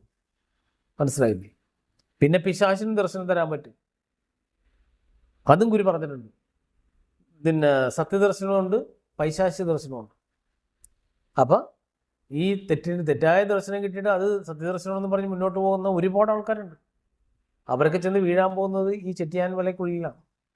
മനസ്സിലായി? ഈ കപട ഗുരുവിനെ വിശ്വസിച്ച് പോകുന്നവർക്കൊക്കെ അത് തന്നെയായിരിക്കും അനുഭവം. അപ്പം അടുത്ത അതുപോലെ പിന്നെ നബി തിരുമേനി വന്നപ്പോൾ ഒരു സിദ്ധിയും കാണിക്കാതെ പോയി. പക്ഷേ ആത്മീയ അവസ്ഥയിൽ ആ തലങ്ങളിലേക്ക് എത്താത്തത് കൊണ്ട് ജിന്നുക്കളാണ് ഉലകം ഭരിക്കുന്നതെന്ന് പറഞ്ഞ് വിലപിച്ചുകൊണ്ട് രാജജിന്നെ കണ്ട് ഈ ലോകം മുഴുവൻ ഈ ജിന്നിന്റെ പിടിയിലാണെന്ന് മനസ്സിലാക്കിയിട്ട് ഓടി ഒരു ശ്മശാനത്തിലേക്ക് കയറി അവിടെ ഇരുന്ന് പ്രാർത്ഥിച്ച് ഒടുവിൽ ശരീര ഉപയോഗം സംഭവിക്കുന്നതായിട്ട് പറഞ്ഞു. ഗുരു മുഹമ്മദ് നബിയെ കുറിച്ച് പറഞ്ഞിരിക്കുന്നതെന്ന് വെച്ചാൽ, ഒരു ആചാര്യൻ വന്നിട്ട് ഈ ആശയം സ്ഥാപിക്കാൻ വേണ്ടി വാളെടുത്ത് യുദ്ധം ചെയ്യേണ്ടി വന്നിട്ടുണ്ട് മുഹമ്മദ് നബി. അപ്പം അങ്ങനെ വന്നത് കൊണ്ടാണ് ഇന്നും ഈ ആശയത്തിൽ ഈ പറയുന്ന എപ്പോഴും പ്രശ്നങ്ങൾ ഉണ്ടായിക്കൊണ്ടിരിക്കുന്നത്. മനസ്സിലായോ? എന്നും യുദ്ധങ്ങളും എന്നും വെട്ടും കുത്തും. കാരണം അതാണ് ഗുരു പറഞ്ഞത്. അതുകൊണ്ടാണ് എന്താ പറയുക, ആചാര്യന്മാർ വാളെടുത്തു കഴിഞ്ഞാൽ ആ പിന്നിൽ വരുന്ന ആ ഒരു സംസ്കാരം എന്താ പറയുക, ശിഷ്യ സമൂഹം സ്വീകരിക്കും. അത് പിന്നെ നിർത്താൻ പറ്റത്തില്ല. അതാണ് ഗുരു പറഞ്ഞു തന്നിരുന്നത്. അല്ലാതെ മറ്റൊന്നുമല്ല. ഇന്നിപ്പോൾ ഇസ്ലാം മതം എന്ന് പറഞ്ഞാൽ ലോകത്തെ ഏറ്റവും വലിയ മതങ്ങളിലൊന്നാണ് ഇസ്ലാം മതം എന്ന് പറഞ്ഞാൽ. അപ്പം ഇസ്ലാം മതത്തിൽ എന്ന് പറഞ്ഞാൽ ഒരുപാട് കാര്യങ്ങൾ ഗുരു പറഞ്ഞിട്ടുണ്ട്. നമ്മളുമായിട്ട് സാമ്യമുള്ള ഒരുപാട് കാര്യങ്ങളുണ്ട്. മനസ്സിലായോ? ഗുരു മുഹമ്മദ് ആശയത്തുമായിട്ട് ബന്ധപ്പെട്ടുള്ള ഒരുപാട് കാര്യങ്ങൾ മനസ്സിലായത്. ഗുരു ഒരുപാട് കാര്യങ്ങൾ പറഞ്ഞിരുന്നതിൽ മറ്റേ നമ്മുടെ യേശു ക്രിസ്തുവിനെ കുറിച്ചും മുഹമ്മദ് നബിനെ കുറിച്ചും വളരെ നല്ല ഒരുപാട് കാര്യങ്ങൾ പറഞ്ഞിട്ടുണ്ട്. ആ പരമ്പരയിലുള്ള പോസിറ്റീവായിട്ടുള്ള ഒരുപാട് കാര്യങ്ങൾ. അതൊക്കെ ഏകദേശം എന്താ പറയുക, പൂർണ്ണമല്ലെങ്കിൽ പോലും ഒരുപാട് അത് ജനസമൂഹത്തിന് ഗുണകരമാകുന്ന രീതിയിലാണ് ആ പരമ്പരയൊക്കെ വന്നിരിക്കുന്നത്. ഇല്ലേ? അപ്പം അടുത്തേക്ക് അപ്പോൾ ആ ഒരു പൈശാചിക മണ്ഡലത്തെ മറികടക്കാൻ ഈ പ്രപഞ്ചത്തിൽ 2444 ആചാര്യന്മാർ വന്നപ്പോഴും കഴിഞ്ഞില്ല എന്നുള്ളതാണ് യാഥാർത്ഥ്യം. അതാണ് നമ്മുടെ ഗുരുവിൻ്റെ ബ്രഹ്മം തന്നെ ദൈവരൂപത്തിൽ ഇറങ്ങി വന്നപ്പോൾ 1973 ഗുരുവിൻ്റെ അവസ്ഥാപൂർത്തീകരണ സമയത്ത് ഈ പ്രപഞ്ചത്തിൽ നിന്നൊരു അശരീരി ഉണ്ടായത്. യുഗാന്തരങ്ങളായി ഞാൻ ആഗ്രഹിച്ച കാര്യം ഇന്ന് സഫലമായി. അതാണ് നമ്മുടെ കുംഭമൊക്കെ എടുക്കുന്നതിൻ്റെ ഭാഗമായിട്ട് വന്നത്. 1973 ബ്രഹ്മത്തിൽ നിന്ന് അറിയിപ്പുണ്ടായി ദർശനത്തിൽ. അത് സാത്യാജന്യക്ക് കിട്ടിയെന്നുള്ളതാണ് എൻ്റെ അറിവ്. എന്ന് വെച്ചാൽ യുഗാന്തരങ്ങളായി ഞാൻ ആഗ്രഹിച്ച കാര്യം സഫലമായി. അതായത് യുഗാന്തരങ്ങളായെന്ന് പറഞ്ഞാൽ സത്യത്രാണിന് പറ്റിയ തെറ്റുതിരുത്തി ഈ മാനവരാശിക്ക് ഉതകുന്ന രീതിയിലേക്ക് ഗുരുവിനെ ഗുരുപൂജ ചെയ്യാനുള്ള ആ അവസ്ഥയിലേക്ക് എത്തുന്ന ഒരു സമയമാണ്. എങ്ങനെ? ആ ഒരു ബ്രഹ്മം എന്താണോ ഈ ഗുരുവിൻ്റെ ജീവൻ ഭൂമിയിലേക്ക് അയച്ചത്, നമ്മുടെ ബ്രഹ്മശ്രീ കരുണാകര ഗുരുവിൻ്റെ ആ ദൗത്യം ഗുരു പൂർത്തിയാക്കി എന്നുള്ളതാണ് ബ്രഹ്മത്തിൽ നിന്ന് അറിയിപ്പ് കിട്ടിയത്. ആ അറിയിപ്പും പ്രകാരമാണ് നമ്മൾ കുംഭമേള എന്നുള്ള ഒരു അനുവാദം കിട്ടുന്നത്. അത് 1975 കന്നി 4-നാണ്. പിന്നെ 1973 കന്നി 4-നാണ് ഈ അറിയിപ്പ് കിട്ടുന്നത്. 1975 കന്നി 4-നാണ് നമ്മൾ ആദ്യമായിട്ട് കുംഭമേള ആഘോഷിക്കാനായിട്ട് തുടങ്ങുന്നത്. മനസ്സിലായി? പൂർണ്ണ കുംഭമേള. അപ്പം അടുത്തത് ഈ ഒരു ആശയം ഈ പൈശാചിക മണ്ഡലങ്ങൾക്കും കടന്ന്, ഇപ്പം നമ്മളിവിടെ ഗുരുവാണി വായിക്കുമ്പോൾ പറഞ്ഞില്ലേ, സ്വർഗത്തിനപ്പുറത്ത് പിശാചുണ്ട് എന്ന് പറഞ്ഞാൽ നിങ്ങൾ വിശ്വസിക്കുമോ എന്ന് പറയുന്ന ഒരു ഭാഗത്ത് ഈ ഒരു പൈശാചിക മണ്ഡലം കടന്ന് വളർന്നു വന്ന ഉയർന്നു വന്ന ഒരു ഗുരു പരമ്പരയ്ക്ക്, ഒരു ഗുരുവിന്, ഒരു മഹാഗുരുവിനെ ഈ പ്രപഞ്ചത്തിൽ ഗുരുവിന്റെ പ്രകാശത്തെ നിലനിർത്തി കൊണ്ടുപോകാൻ ഒരു പരമ്പര സംജാതമായതിന്റെ ദിവസമാണ് ഫെബ്രുവരി 22. പച്ച കള്ളങ്ങൾ പറഞ്ഞിട്ട് ഫെബ്രുവരി 22 എന്ന് പറഞ്ഞാൽ ഈ പറഞ്ഞ ഇദ്ദേഹം പറഞ്ഞ കാര്യങ്ങളല്ല യഥാർത്ഥത്തിൽ പരമ്പരയുടെ ഒരു അസ്തിത്വം തന്നെ വാരിയ എന്നുവെച്ചാൽ അസ്തിത്വത്തെ തച്ചുടച്ച ഒരു കറുത്ത ദിനങ്ങളാണ്, കറുത്ത ദിനമാണ്. മനസ്സിലായില്ലേ? അമൃതാജന്യ ഈ നമ്മുടെ ബ്രഹ്മശ്രീ കരുണാകര ഗുരുവിൻ്റെ പരമ്പരയെ ചതിച്ച, വഞ്ചിച്ച, അതിനെ കടക്കൽ കത്തിവെച്ച ഒരു കറുത്ത ദിനമാണ് ഈ ഫെബ്രുവരി 22. ഗുരു എന്താണ് പറഞ്ഞിരുന്നത്? ബ്രഹ്മത്തിൽ നിന്ന് എന്താണ് അറിയിപ്പ് കിട്ടിയത്? ഈ 1975 ഗുരുവിൻ്റെ ഈ പറയുന്ന അവസ്ഥാപൂർത്തീകരണം കഴിഞ്ഞിട്ട്, 73 അവസ്ഥാപൂർത്തീകരണം കഴിഞ്ഞിട്ട് കുംഭമേള ആചരിക്കാൻ തുടങ്ങിയപ്പോൾ 12 കുംഭം അടുപ്പിച്ചെടുക്കുന്നവർക്ക് അവരുടെ എല്ലാവിധ കർമ്മദോഷങ്ങളും മാറുന്ന ഒരു ഇതാണ്, ആഘോഷമാണ് കുംഭമേള എന്ന് പറയുന്നത്. മനസ്സിലായി? 12 കുംഭം അടുപ്പിച്ചെടുത്താൽ 12 വർഷം കൊണ്ട് എടുത്തു കഴിഞ്ഞാൽ അവർക്ക് സകലവിധ കർമ്മ വ്യാധികളും കർമ്മദോഷങ്ങളും ശരീര രോഗ ദുരിതങ്ങളും മാറാൻ അത് ഉപകരിക്കുമെന്നാണ് പറഞ്ഞിരിക്കുന്നത് ബ്രഹ്മത്തിൽ നിന്നുള്ള അറിയിപ്പനുസരിച്ച്. പിന്നെ ഇതിനോടനുബന്ധിച്ചാണ് ഗുരുവിന് ഗുരുപൂജ ചെയ്യാൻ ഉള്ള അനുവാദം കിട്ടിയത്. അതായത് നമ്മുടെ അച്ഛനമ്മമാരുടെ 18 തലമുറയിലുള്ള ആ ആത്മാക്കൾക്ക് മുക്തി കിട്ടേണ്ടതിന് മുക്തി കൊടുക്കുകയും ശുദ്ധീകരിച്ച് മാറ്റി നിർത്തി വീണ്ടും ജനിപ്പിക്കേണ്ടത്, നമ്മുടെ പരമ്പരയെ തന്നെ ജനിപ്പിക്കേണ്ടതിനെ ശുദ്ധി ചെയ്ത് മാറ്റി നിർത്തുകയും മോശപ്പെട്ട ജീവനുകളെ ബ്രഹ്മപ്രകാശത്തിൽ നശിപ്പിച്ചു കളയും ചെയ്യുന്ന പ്രവണതയാണ് ഈ ഗുരുപൂജ എന്ന് പറയുന്നത്. അത് ബ്രഹ്മശ്രീ കരുണാകര ഗുരു ശരീരത്തോടെ ഇരുന്നപ്പോൾ ബ്രഹ്മശ്രീ കരുണാകര ഗുരു മാത്രമേ അതിന് അധികാരം ഉണ്ടായിരുന്നുള്ളൂ. അതേസമയത്ത് അധികാരം ഗുരുവിനെ പിടിച്ച് ഇത് ഗുരുവിൻ്റെ ആ ഉത്തമ രീതിയിൽ പോയിരുന്നെങ്കിൽ, ഗുരുവിൻ്റെ ആശയത്തെ മുറുകി പിടിച്ച് ഗുരുവിൻ്റെ പാതയിലൂടെ സഞ്ചരിക്കാൻ ഒരു ശിഷ്യൻ ഉണ്ടായിരുന്നെങ്കിൽ ആ ശിഷ്യന് ഗുരുവെ പ്രാർത്ഥിച്ചുകൊണ്ട് ഈ ഒരു ഗുരുപൂജ ചെയ്യാമായിരുന്നു. മനസ്സിലായോ? എന്നുവെച്ചാൽ നമ്മളല്ല ചെയ്യുന്നത്, നമ്മളൊരു മാധ്യമമായിട്ട് നിർത്തിക്കൊണ്ട് ഗുരുവിനെ പിടിച്ചുകൊണ്ട് ഗുരുവിലൂടെ അത് ചെയ്യാമായിരുന്നു. അപ്പോൾ ഗുരു ദേഹവിയോഗം ചെയ്തപ്പോൾ ആ ഗുരു പോയി ഞാനാണ് ഗുരു എന്ന് പറഞ്ഞിട്ട് അങ്ങനെ ചെയ്യാൻ പറ്റിയൊരു കാര്യമല്ല ഗുരുപൂജ. ഗുരുപൂജ ചെയ്യണമെങ്കിൽ അതിന് ബ്രഹ്മത്തിൽ നിന്നുള്ള അംഗീകാരവും അർഹതയും വേണം. മനസ്സിലായോ? അതില്ലാത്തവരെ ചെയ്ത് കഴിഞ്ഞാൽ വെറുതെ പണം മുടക്കി ഒരു പാഴ്വേല ചെയ്തെന്ന് മാത്രമേ ആവുള്ളൂ. അത് ഓരോരുത്തർക്ക് അത് ബോധ്യപ്പെടുക തന്നെ ചെയ്യും. മനസ്സിലായി? പ്രഹസനം അതല്ല, പണം മുടക്കുന്നതല്ല ഗുരുപൂജ. AC റൂമിൽ ഇരുന്നിട്ട് എന്താ പറയുക, കള്ളും കഞ്ചാവ് അടിക്കുന്നതല്ല ഈ ഗുരുപൂജ ചെയ്യുന്നുള്ള മാനദണ്ഡം. മനസ്സിലായ? ഗുരുവിൻ്റെ ത്യാഗനിർമ്മലമായ ഗുരുപൂജ ചെയ്യുമ്പോൾ അനുഭവിക്കുന്ന കാര്യത്തെക്കുറിച്ച് പറഞ്ഞു കഴിഞ്ഞാൽ അത് മനസ്സിലാകും. ഒരു ഗുരുപൂജ ചെയ്യുമ്പോൾ, കാരണം ഗുരുപൂജ ചെയ്യാൻ എല്ലാവർക്കും ഇന്നത്തെ പോലെ അനുവാദം ഗുരു കൊടുത്തിട്ടില്ല. പണം വാങ്ങുന്ന ഒരു വരുമാന മാർഗമല്ലായിരുന്നു ഗുരു ചെയ്തിരുന്ന ഗുരുപൂജ. അത് പല ശിഷ്യരിലൂടെയും ഗുരുപൂജ ചെയ്യാനായിട്ട് ഗുരു നേരിട്ടാണ് അത് അനുഭവിക്കുന്നതെങ്കിലും പലരെയും മാധ്യമമായിട്ട് ഉപയോഗിച്ചിട്ടുണ്ട്, ഇല്ലേ? അപ്പോൾ ഗുരു പറഞ്ഞിരുന്നതെന്ന് പറഞ്ഞാൽ ഒരു പാമ്പ് അഗ്നികുണ്ഡത്തിലൂടെ അതിൻ്റെ മാംസം വെന്ത് ആ ഉടലും മറ്റെന്താ പറയുക എൻ്റെ അസ്ഥിയുമായിട്ട് വേർപെടുന്ന ഒരു അവസ്ഥയിൽ അത്രയും കഠിനമായ വേദനയാണ് ഈ ഗുരുപൂജ ചെയ്യുമ്പോൾ ഗുരു അനുഭവിക്കുന്നത്. മനസ്സിലായോ? അപ്പോൾ അതിൻ്റെ എന്തുകൊണ്ടാണത് പറഞ്ഞു തന്നതെന്ന് വെച്ചാൽ വേറൊന്നും കൊണ്ടല്ല, ഗുരുവിൻ്റെ കഠിനമായ വേദനയെക്കുറിച്ച് അറിഞ്ഞാൽ മാത്രമേ ശിഷ്യ സമൂഹം ഗുരുപൂജ ചെയ്ത് ശുദ്ധീകരിച്ച് നിന്ന് കഴിഞ്ഞാൽ പിന്നീട് വേണ്ടാത്ത കാര്യങ്ങൾക്ക് പോയാൽ ഈ ശുദ്ധീകരിച്ചിരുന്ന ആത്മാക്കളെല്ലാം ഇവനെ ശപിക്കും. അതുകൊണ്ടാണ് ഗുരു ആ ശാപം ഏറ്റുവാങ്ങാതിരിക്കാൻ വേണ്ടിയാണ് ഗുരുപൂജ ചെയ്താൽ സൂക്ഷിച്ച് ജീവിക്കണമെന്ന് പറഞ്ഞിരുന്നത്. മനസ്സിലായ? കാരണം ഗുരുപൂജ ചെയ്തില്ലേ നമുക്ക് കുഴപ്പമില്ല, നമുക്കിങ്ങനെ ജീവിച്ചു പോകാം. അതേസമയത്ത് ഗുരുപൂജ ചെയ്ത് കഴിഞ്ഞ് നമ്മളെ ശുദ്ധീകരിച്ച് നമ്മുടെ പിതൃക്കളെ ശുദ്ധീകരിക്കേണ്ടതൊക്കെ ശുദ്ധീകരിച്ച് നിർത്തി മുക്തി കൊടുക്കണം മുക്തി കൊടുത്ത് നശിപ്പിക്കേണ്ടതൊക്കെ നശിപ്പിച്ചിട്ട് നിർത്തി കഴിയുമ്പോൾ ആ ജന്മം കിട്ടാൻ വേണ്ടി നമ്മളിലൂടെയാണ് അതിന് അവസരം കിട്ടുന്നത്. അപ്പോൾ ആ അവസരം നമ്മൾ നശിപ്പിക്കുമ്പോൾ ആ പിതൃക്കളുടെ ഒരു ശാപം അല്ലെങ്കിൽ നല്ല ആത്മാക്കളുടെ ആ ശാപം നമ്മളിൽ വന്നിട്ട് നമ്മുടെ ജീവിതം കോഞ്ഞാട്ടേ പോകും. മനസ്സിലായ? നമ്മുടെ ജന്മം തന്നെ പാഴാക്കി കളയും. അത്രക്ക് ശാപം അവർ ശപിക്കും. അത് സൂക്ഷിച്ച് ജീവിക്കാനാണ് ഗുരു നമ്മളെ പഠിപ്പിച്ചത്, ഗുരുപൂജ ചെയ്തത്. മനസ്സിലായ? അല്ലാതെ പണം മുടക്കി ഇവിടെ കാശുണ്ടാക്കാനുള്ള ഒരു വഴിയല്ലായിരുന്നു ഗുരുപൂജ. അടുത്തതായി, അങ്ങനെ ആ ഒരു ഗുരുവിന്റെ പ്രകാശത്തെ പൂർണ്ണമായ ഒരു ശിഷ്യൻ ഉൾവഹിക്കുന്ന സമയത്ത് ആ ശരീരത്തിനുണ്ടായ കഷ്ടപ്പാടുകൾ, വേദനകളൊക്കെ നമ്മൾ പലരും കണ്ടവരാണ്. അത്ര വേദനകളുടെ, കഷ്ടപ്പാടിന്റെ തീച്ചൂളകളുടെ 41 ദിവസം അഭിവിന്റെ ശിഷ്യപൂജിതയുടെ ജീവിതം കടന്നുപോയതും ഗുരു ആ തീച്ചൂളയിലൂടെ കടത്തിക്കൊണ്ടുപോയതും നമ്മൾക്ക് എല്ലാം അറിയുന്നതാണ്. അത് ശരിയാണ്. ആഴത്തിൽ പഠിച്ചപ്പോഴാണ് ഇവരന്ന് കാണിച്ച ആഭാസത്തരങ്ങളെല്ലാം മനസ്സിലായത്.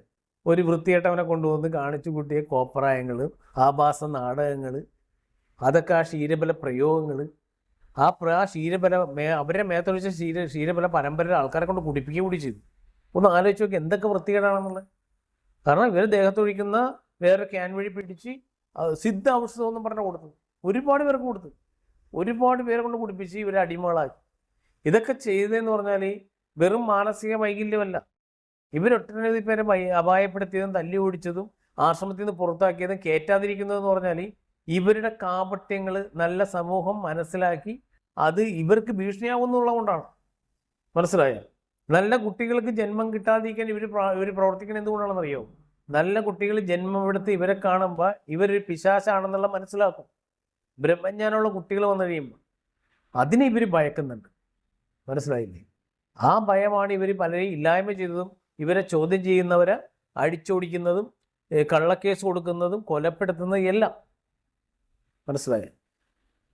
അപ്പോഴത്തെ ഇപ്പൊ ഗുരുവിന്റെ ആ ഒരു ത്യാഗത്തിന്റെ 41 ദിവസങ്ങളിലെ കഷ്ടപ്പാടിന്റെ ഫലം ഈ പ്രകൃതിയിൽ നന്മകളായി ആ ജീവന്റെ നമ്മുടെ പരമ്പരയുടെ ഒരു പ്രകാശമായിട്ട്, ഈ ലോകത്തിന്റെ പ്രകാശമായി മാറി നിൽക്കുന്ന സമയത്ത് ഈ വർഷം, ഓരോ വർഷവും ഈ 41 ദിവസം വരുമ്പോൾ 41 ദിവസവും കൃത്യമായി പ്രാർത്ഥിച്ച് തുളസി കയ്യിൽ വെച്ച് നമ്മൾ പ്രാർത്ഥിക്കുമ്പോൾ ഗുരു തരുന്ന സങ്കല്പം നമ്മുടെ ജനനത്തോടൊപ്പം വന്ന ദോഷം, നമ്മുടെ ജനനത്തോടു കൂടിയുള്ള ദോഷം, അതുപോലെ നമ്മുടെ കർമ്മഗതിയിലുള്ള ദോഷം, നമ്മുടെ കുടുംബത്തോടെയുള്ള ദോഷം, ഈ മൂന്നും നമ്മൾ വിചാരിച്ചാൽ തീർക്കാൻ പറ്റും.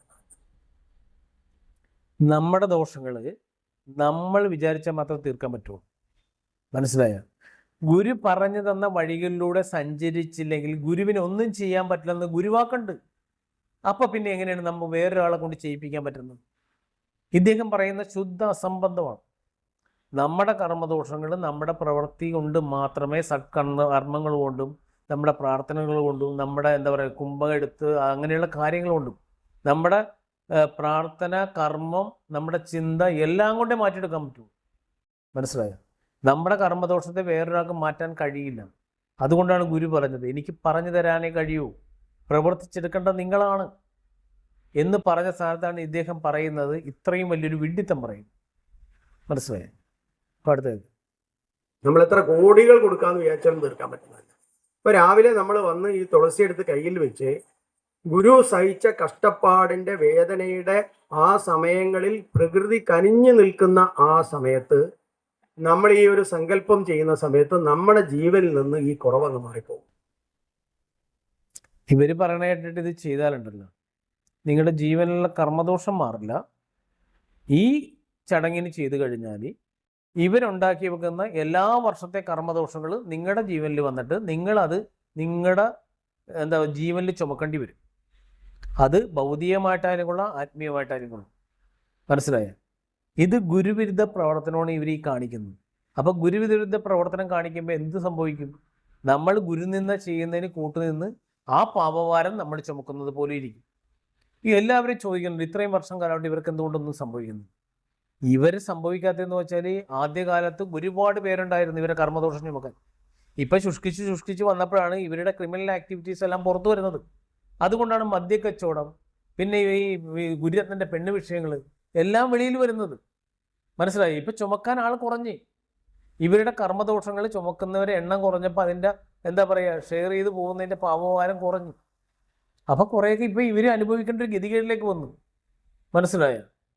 അത് ഇനിയും ആരും ചെയ്യാതെ ഗുരുവിൻ്റെ ഇച്ഛ എന്താണോ നടപ്പിലാക്കേണ്ടത് അത് നടപ്പിലാക്കാൻ പ്രാർത്ഥിക്കും. മനസ്സിലായോ? പരമ്പരയിൽ, ലോകത്ത്, നമ്മുടെ ജീവനിൽ ഗുരുവിന്റെ ഇച്ഛ, അതായത് ഏത് ഗുരുവിന്റെ? ഈ കപട ഗുരുവിന്റെ അല്ല. ഇവർ പറഞ്ഞൊപ്പിക്കുന്നത് ഈ ഗുരുവിന്റെ എന്ന് പറയുന്നത് ഇവരെയാണ് ഗുരുവായിട്ട് പറയുന്നത്. മനസ്സിലായ? അപ്പൊ നമ്മൾ ശ്രദ്ധിക്കേണ്ട ഒരു കാര്യം എന്ന് വെച്ചാൽ കൃത്യമായിട്ട് പറയണം, ബ്രഹ്മശ്രീ കരുണാകര ഗുരുവിന്റെ ഇച്ഛയാണ് ഈ നമ്മുടെ പ്രസ്ഥാനത്തിലും ലോകത്ത് നടക്കേണ്ടത്, ഇല്ലേ? അതാണ് ഗുരുവിന്റെ ഇച്ഛ. എന്താണോ നമ്മുടെ ബ്രഹ്മശ്രീ കരുണാകരന്റെ ഇച്ഛ എന്താണോ അത് പരമ്പരയിലൂടെ വരണം. മനസ്സിലായ? അത് നല്ല നല്ല സത്സന്താനങ്ങൾ ഉണ്ടായിട്ട് ആ ലോക നന്മയ്ക്ക് അവരുതകണം. അല്ലാതെ നമ്മൾക്ക് കാറ് വേണം, നമുക്ക് വീട് വേണം, നമുക്ക് നല്ല സമ്പാദ്യം വേണം, നമുക്ക് നല്ല ജീവിതം വേണം, അതല്ല പ്രാർത്ഥിക്കേണ്ടത്. ഭൗതികമായിട്ട് നമുക്ക് കിട്ടേണ്ടത് എന്താണോ നമ്മൾ നല്ല രീതിയിൽ പ്രാർത്ഥിച്ചു കഴിഞ്ഞാൽ, സതുദ്ദേശപരമായിട്ട് പ്രാർത്ഥിച്ചു കഴിഞ്ഞാൽ നമ്മുടെ ജീവനിന് നമുക്ക് ഉതകുന്ന കാര്യങ്ങൾ നമുക്ക് കിട്ടും. ഉതകാത്ത കാര്യങ്ങൾ കിട്ടാൻ നമ്മൾ പ്രാർത്ഥിക്കരുത്. അത് കർമ്മദോഷം പിടിച്ചു പറ്റുന്ന പരിപാടിയാണ്. മനസ്സിലായോ? അത് ഭൗതികമായാലും കൊള്ളാം, ആത്മീയതായാലും കൊള്ളാം, സ്വാർത്ഥ താല്പര്യത്തിൽ നമ്മൾ പ്രാർത്ഥിക്കരുതെന്ന് ഗുരു പറഞ്ഞിട്ടുണ്ട്. ഗുരുവിൻ്റെ ഇച്ഛപ്രകാരം നമുക്ക് എന്ത് കിട്ടണോ അത് കിട്ടട്ടെ, അത് മതി. മനസ്സിലായില്ലേ? അതിനാണ് നമ്മൾ പറയുന്നത്, അതിന് പകരമാണ് നമ്മൾ പറയുന്നത് എത്ര ദൂരമാണ് രാവിലെ വരാനുള്ള ബുദ്ധിമുട്ട്. ഞാൻ അതുകൊണ്ട് വോയിസ് മെസ്സേജ് ആയിട്ട് എല്ലാവരോടും ചോദിച്ചു, തലശ്ശേരിക്കാരോടും ചോദിച്ചു, ഒറ്റ വാക്കിൽ ഉത്തരം പറയുക ഈ സത്സംഗത്തിൽ വെച്ച്. സത്യമായിട്ട് പറയൂ. ഞാൻ അവസാനിപ്പിക്കുന്നു. സത്യമായിട്ട് പറയൂ. ഞാൻ ചോദിക്കുന്നതിന് ഉത്തരം പറയോ? അതിൻ്റെ ഒരു ഉറപ്പില്ല. ലളിതാവ് മാത്രമേ തല ഉരുക്കിട്ടുള്ളൂ. പറയും, സത്യമായിട്ട് പറയും. ഞാൻ ചോദിക്കുന്ന ചോദ്യത്തിന് മനസാക്ഷിയിൽ സത്യമായിട്ട് ഉത്തരം പറയൂ. ഞാൻ ചോദിക്കുന്ന ചോദ്യത്തിന് ഉറപ്പുള്ളവർ കൈവന്നിക്കണം. അല്ലല്ല, ഞാൻ ചോദിച്ചിട്ടില്ലല്ലോ, ചോദിക്കാൻ പോവാണ്. അതായത് നമ്മൾക്ക് ഇവിടെ പുഷ്പസമർപ്പണത്തിന് വരാനുള്ള ബുദ്ധിമുട്ട്, പ്രയാസങ്ങൾ, അതിനുള്ള നേരത്തെ എണീക്കാനുള്ള ബുദ്ധിമുട്ട്, ദൂരെ കൂടുതൽ ഓട്ടോ വരാനുള്ള പ്രയാസങ്ങളൊക്കെ ഉണ്ട്. 41 ദിവസം കൃത്യമായി പൂടുകയാണെങ്കിൽ, അങ്ങനെ പൂടുന്ന ആൾക്ക് 42-ാം ദിവസം വന്ദനൂർ സ്വാമി 5 ലക്ഷം രൂപയുടെ ചെക്ക് കൊടുക്കും. എത്ര പേര് വരും? കൈവന്നിക്കും. എത്ര പേര് വരും? അങ്ങനെയാണെങ്കിൽ എത്ര പേര് വരും? ആരും കൈവന്നിക്കുന്നില്ല. ഞാൻ അതുകൊണ്ട് പറഞ്ഞത്, നമ്മൾ സത്യസന്ധമായി നമ്മുടെ മനസ്സിനോട് ചോദിച്ചാൽ ഈ നമ്മൾ 40 അല്ല, ഞാൻ പറഞ്ഞതല്ല, ഞാൻ ഇപ്പൊ പറഞ്ഞതല്ല, നമ്മൾ ഇങ്ങനെ ആയിരുന്നെങ്കിൽ, അതായത് 41 ദിവസം പുഷ്പസമർപ്പണം നടത്തി 42-ാം ദിവസം നമുക്ക് 10 ലക്ഷം രൂപ കിട്ടും എന്നുള്ളൊരു ഓഫർ ഉണ്ടായിരുന്നെങ്കിൽ നമ്മൾ എല്ലാവരും എന്താക്കിയായിരുന്നു? വണ്ടിയും പ്രശ്നമല്ല, ഉറക്കവും പ്രശ്നമല്ല, 2 മണിക്ക് 2 മണിക്ക് തന്നെ അലാറം വെച്ച്, 2:30-ക്ക് വേറൊരു അലാറം, 3 മണിക്ക് വേറൊരു അലാറം, 3:30-ക്ക് ഒരു അലാറം, 3:45. കാരണം മിസ്സായി പോയാൽ പോയില്ലേ? 10 ലക്ഷം അല്ലേ പോകുന്നത്. അപ്പൊ വന്ദനൂർ സ്വാമിക്ക് ഇവിടെയുള്ള തുളസി മുഴുവൻ, തലശ്ശേരിയുള്ള മൊത്തം തുളസി ഇവിടെ കൊണ്ടുവന്നാലും നമുക്ക് തയ്യും. യാഥാർത്ഥ്യമാണ്. സത്യത്തിൽ ഇത് ഇവന്മാരുടെ ഗതികേടാണോ പരമ്പരയുടെ ഗതികേടാണോ? കാരണം ഇയാൾ ചോദിക്കുന്നില്ലേ, 10 ലക്ഷം രൂപ തരാമെന്ന് പറഞ്ഞാൽ നീയൊക്കെ ഇവിടെ വരൂലേ പൂടാനായിട്ട്? എന്നുവെച്ചാൽ പർച്ചേസ് ചെയ്താൽ നീയൊക്കെ വരൂലേ? ഒന്ന് ആലോചിച്ച് നോക്കി. അപ്പം ഇയാളൊക്കെ എന്താണ് ഈ പറയണത്? പരമ്പരയുള്ളവർ ഗുരു അങ്ങനെയാണോ കൊണ്ടുവന്നിരുന്നത്? നമ്മളെ പഠിപ്പിച്ചിരുന്നത് അതെല്ലാമാണ്. അതിനെയൊക്കെ കാറ്റിപ്പറത്തി പ്രവർത്തിച്ചപ്പോൾ വിശ്വാസി പരമ്പര ഇങ്ങനെ ആയിപ്പോയി. മനസ്സിലായ? അവർക്ക് ബോധ്യമില്ല. പണ്ടെന്ന് പറഞ്ഞാൽ ഗുരുവിന് വേണ്ടി മരിക്കാൻ വരെ തയ്യാറായ ആൾക്കാരാണ്. ഇന്ന് ഇവർക്ക് വേണ്ടി മരിക്കാൻ എത്ര പേരുണ്ടാവും? മരിക്കാൻ വേണ്ടി എന്ന് വെച്ചാൽ വേറെ ഒന്നും കൊണ്ടല്ല, ഗുരുവിന് വേണ്ടി എന്തും ചെയ്യും, അവരുടെ ശരീരം നോക്കാതെ. അതാണ് ഉദ്ദേശിച്ചത്. അങ്ങനെയാണ് മരിക്കാൻ വരെ തയ്യാറായെന്ന് പറഞ്ഞത്. ഇന്നിപ്പോൾ എന്ന് പറഞ്ഞാൽ ഈ രാവിലെ എഴുന്നേക്കത്തില്ല ഇവർക്ക് വേണ്ടി വരാനായിട്ട്. കാരണം ഇവരുടെ അടപ്പത്തിനാണത്, അല്ലാതെ വിശ്വാസ പരമ്പരേനെ അങ്ങനെ ആക്കി തീർത്തത് ഈ പറയുന്ന അമൃതയും ഗുരുരത്നനും അവരുടെ കിങ്കരന്മാരുമാണ്. മനസ്സിലായോ? അത് ചിന്തിക്കണമായിരുന്നു. വിശ്വാസി പരമ്പര മണ്ടന്മാരല്ല. ഗുരുകാരനെ അവർക്ക് വരുമ്പോൾ അവർ തിരിച്ചറിവുണ്ടാവും, സ്വാഭാവികമായിട്ടുണ്ടാവും. ആരും പറഞ്ഞു കൊടുക്കണമെന്നില്ല. മനസ്സിലായില്ല? നമ്മളെപ്പോലുള്ള ആരും പറഞ്ഞു കൊടുക്കേണ്ട ആവശ്യമൊന്നുമില്ല. അതിനുള്ള സാഹചര്യം ഗുരുവായിട്ട് ഒരുക്കും. അത് കൃത്യമായിട്ട് മനസ്സിലാകുകയും ചെയ്യും. അടുത്തത്, പക്ഷേ നമ്മൾക്ക് അറിഞ്ഞുകൂടാ ജീവന്റെ വിലയുള്ള ഈ അറിവ് എന്താണ്. ഒരു ദിവസം പുഷ്പസമർപ്പണം നടത്തിയില്ലെങ്കിൽ ശിഷ്യപൂജിത അനുഭവിച്ച കഷ്ടപ്പാടിന്റെ ഫലമായി പ്രകൃതിയിൽ സംജാതമായ നന്മകൾ നമ്മുടെ ജീവനിലേക്ക് കിട്ടേണ്ട ഒരു ദിവസമാണ് നമുക്ക് നഷ്ടപ്പെട്ടത്. അതറിയുമ്പോൾ അതറിയുന്നത് കൊണ്ടാണ് പാവപ്പെട്ട പാറ പൊട്ടിക്കുന്ന തൊഴിലാളികളായ തിരുവമ്പാടി ആനക്കാമ്പോയിലെ ആളുകൾ 41 ദിവസത്തേക്ക് 50,000 രൂപ കൊടുത്ത് വണ്ടി ഏൽപ്പിച്ചിട്ട് എന്ന് പറയുമ്പോൾ 3:30 എണീറ്റ് എന്ന് പറയുന്നത് വരുന്നത്. വേറെ എന്തുകൊണ്ടുമല്ല. നമ്മൾ മനസ്സിലാക്കേണ്ടത് 10 ലക്ഷം കിട്ടും എന്ന് പറഞ്ഞാൽ നമ്മൾ എല്ലാവരും അലാറം വെച്ച് വരും. പക്ഷെ ഇത് 10 കോടി 100 കോടി കൊടുത്താലും ജീവനിലെ കുറവ് മാറ്റാൻ പറ്റത്തില്ല. ഈ വിഡ്ഢി ഇങ്ങനെ എന്ന് പറയണത് ഇയാളൊക്കെ മനസ്സിലാക്കേണ്ട ഒരു കാര്യമുണ്ട്. മനസ്സിലായേ? ഇത് ആരോടാണ് പറയണമെന്നുള്ളത്.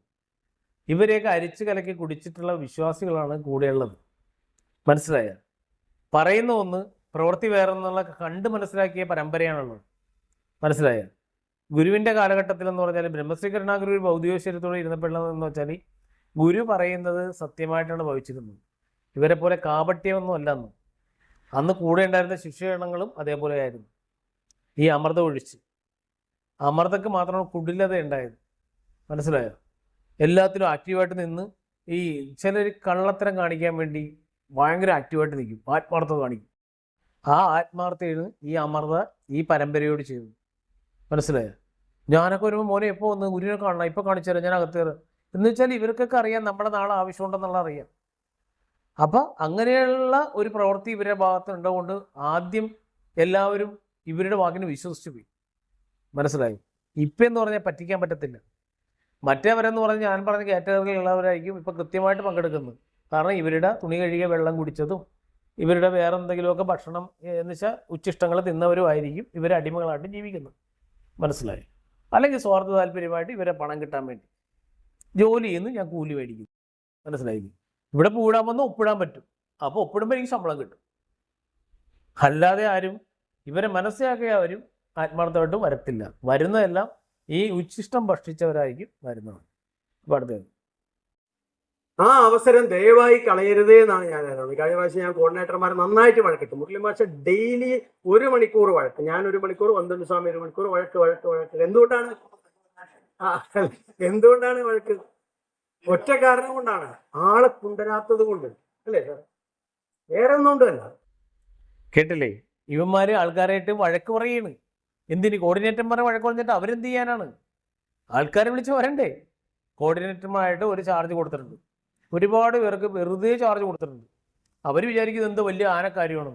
ഇവന്മാർ മാറിയെന്ന് പറയുന്നുണ്ട്, ആ പൊട്ടനെ ഞാൻ ആ ചാർജ് കൊടുക്കുന്നത്, ഞാൻ അവൻ പണിയെടുത്തോളൂ എന്നാണ് ഈ മണ്ടന്മാർ വിളിക്കുന്നുണ്ട് പറഞ്ഞിരിക്കുന്നത്. മനസ്സിലായില്ലേ?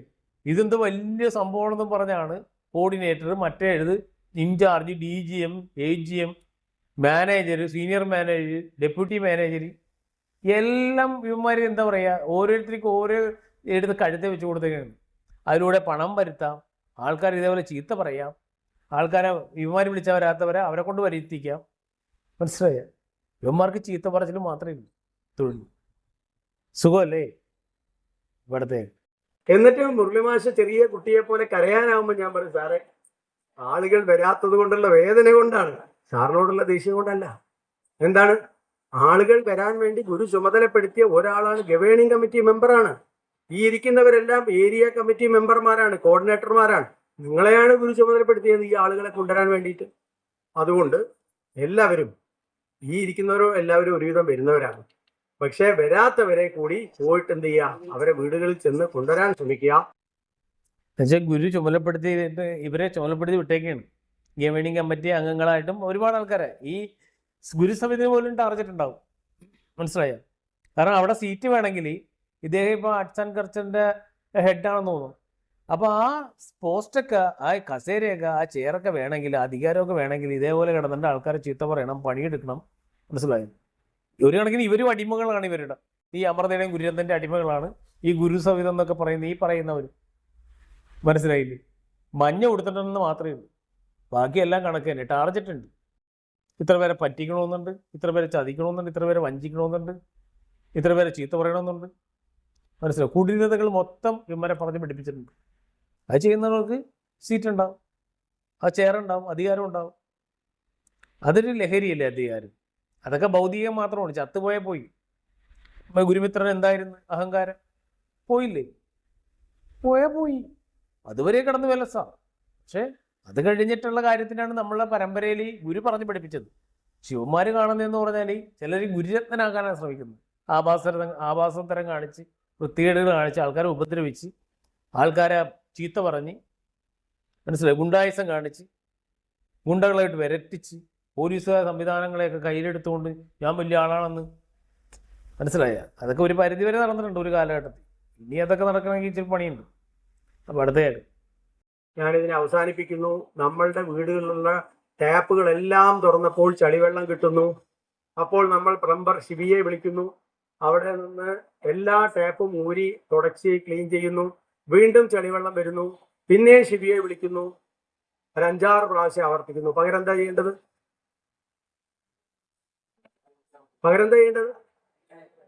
നല്ല വെള്ളം കിട്ടുന്നില്ല. ടാപ്പ് തുറന്നപ്പൊക്കെ ചെളിവെള്ളം. ടാപ്പ് മുഴുവൻ തുറന്നു, ക്ലീൻ ചെയ്തു, വീണ്ടും ക്ലീൻ ചെയ്തു. 5 പ്രാവശ്യം ശിവിക്ക് പൈസ കൊടുത്തു. ടാപ്പ് ക്ലീൻ ചെയ്തു, എന്നിട്ടും ചെളിവെള്ളം. ടാങ്ക് ക്ലീൻ ചെയ്യണം, അല്ലേ? എവിടെ നിന്നാണോ വെള്ളം വരുന്നത് അവിടെ കേടായത് കൊണ്ടാണ് പൈപ്പിനെ കുറ്റം പറഞ്ഞിട്ട് കാര്യമില്ല. അപ്പോൾ പൈസ ഇല്ലാത്തതിന് നമ്മളെ കുറ്റം പറഞ്ഞിട്ട് കാര്യമുണ്ടോ? ഉണ്ടോ? രോഗം വരുന്നതിന് നമ്മളെ കുറ്റം പറഞ്ഞിട്ട് കാര്യമുണ്ടോ? കുട്ടികൾ പഠിക്കാത്തതിന് നമ്മൾ പറഞ്ഞിട്ട് കാര്യമുണ്ടോ? പൈസ ഉണ്ടാക്കാൻ പോയിട്ട് കാര്യമുണ്ടോ? ഇനി ട്യൂഷന് 4 എണ്ണം പറഞ്ഞു വെച്ചുകൊണ്ട് കാര്യമുണ്ടോ? ജീവനിൽ കുറവുള്ളത് കൊണ്ടാണ് ഇതൊന്നും നടക്കാത്തത്. ടാങ്ക് ക്ലീൻ ചെയ്യണമെന്ന് പറഞ്ഞല്ലേ? സത്യം പറഞ്ഞാൽ ഇയാൾ പറഞ്ഞത് നല്ലൊരു ഉപമയാണ്. എന്താണെന്നറിയോ? ഇപ്പം വന്നുകൊണ്ടിരിക്കുന്ന ടാങ്ക് എന്ന് പറഞ്ഞാൽ മലിനജലം നിറച്ച ടാങ്കിൽ നിന്നാണ് നമ്മൾ ടാപ്പിലൂടെ, പൈപ്പ് നല്ലതാണ്, ശുദ്ധമായ ടാപ്പുകളാണ്, പക്ഷേ വരുന്നത് ഇതിൻ്റെ ഉറവിടം എന്ന് പറഞ്ഞാൽ മലിനമായ ആ ഒരു ടാങ്കിൽ നിന്നാണ് വെള്ളം വരുന്നത്. അതേസമയത്ത് ശുദ്ധമായ ഒരു ടാങ്ക് അപ്പുറത്തിരിപ്പുണ്ട്. തെറ്റായ പ്ലംബർ തെറ്റായ ടാങ്കിലാണ് ഇപ്പോൾ കണക്ഷൻ കൊടുത്തിരിക്കുന്നത്. എന്ന് വെച്ചാൽ ഗുരു എന്ന് പറയുന്ന പരിശുദ്ധമായ ശുദ്ധജലമുള്ള പനിനീര് പോലെ വെള്ളമുള്ള ടാങ്ക് അപ്പുറത്തിരിക്കുമ്പോൾ ഈ ഒരു സെപ്റ്റി ടാങ്ക് പോലത്തെ ഒരു ടാങ്ക് മലിനജനമുള്ള ഈ പറയുന്ന അമൃത കപട ഗുരുവിൻ്റെ ടാങ്കിൽ നിന്നുള്ള ആ ഒരു കണക്ഷനാണ് ഈ നല്ല പൈപ്പിലേക്ക് ഒഴുകിക്കൊണ്ടിരിക്കുന്നത്.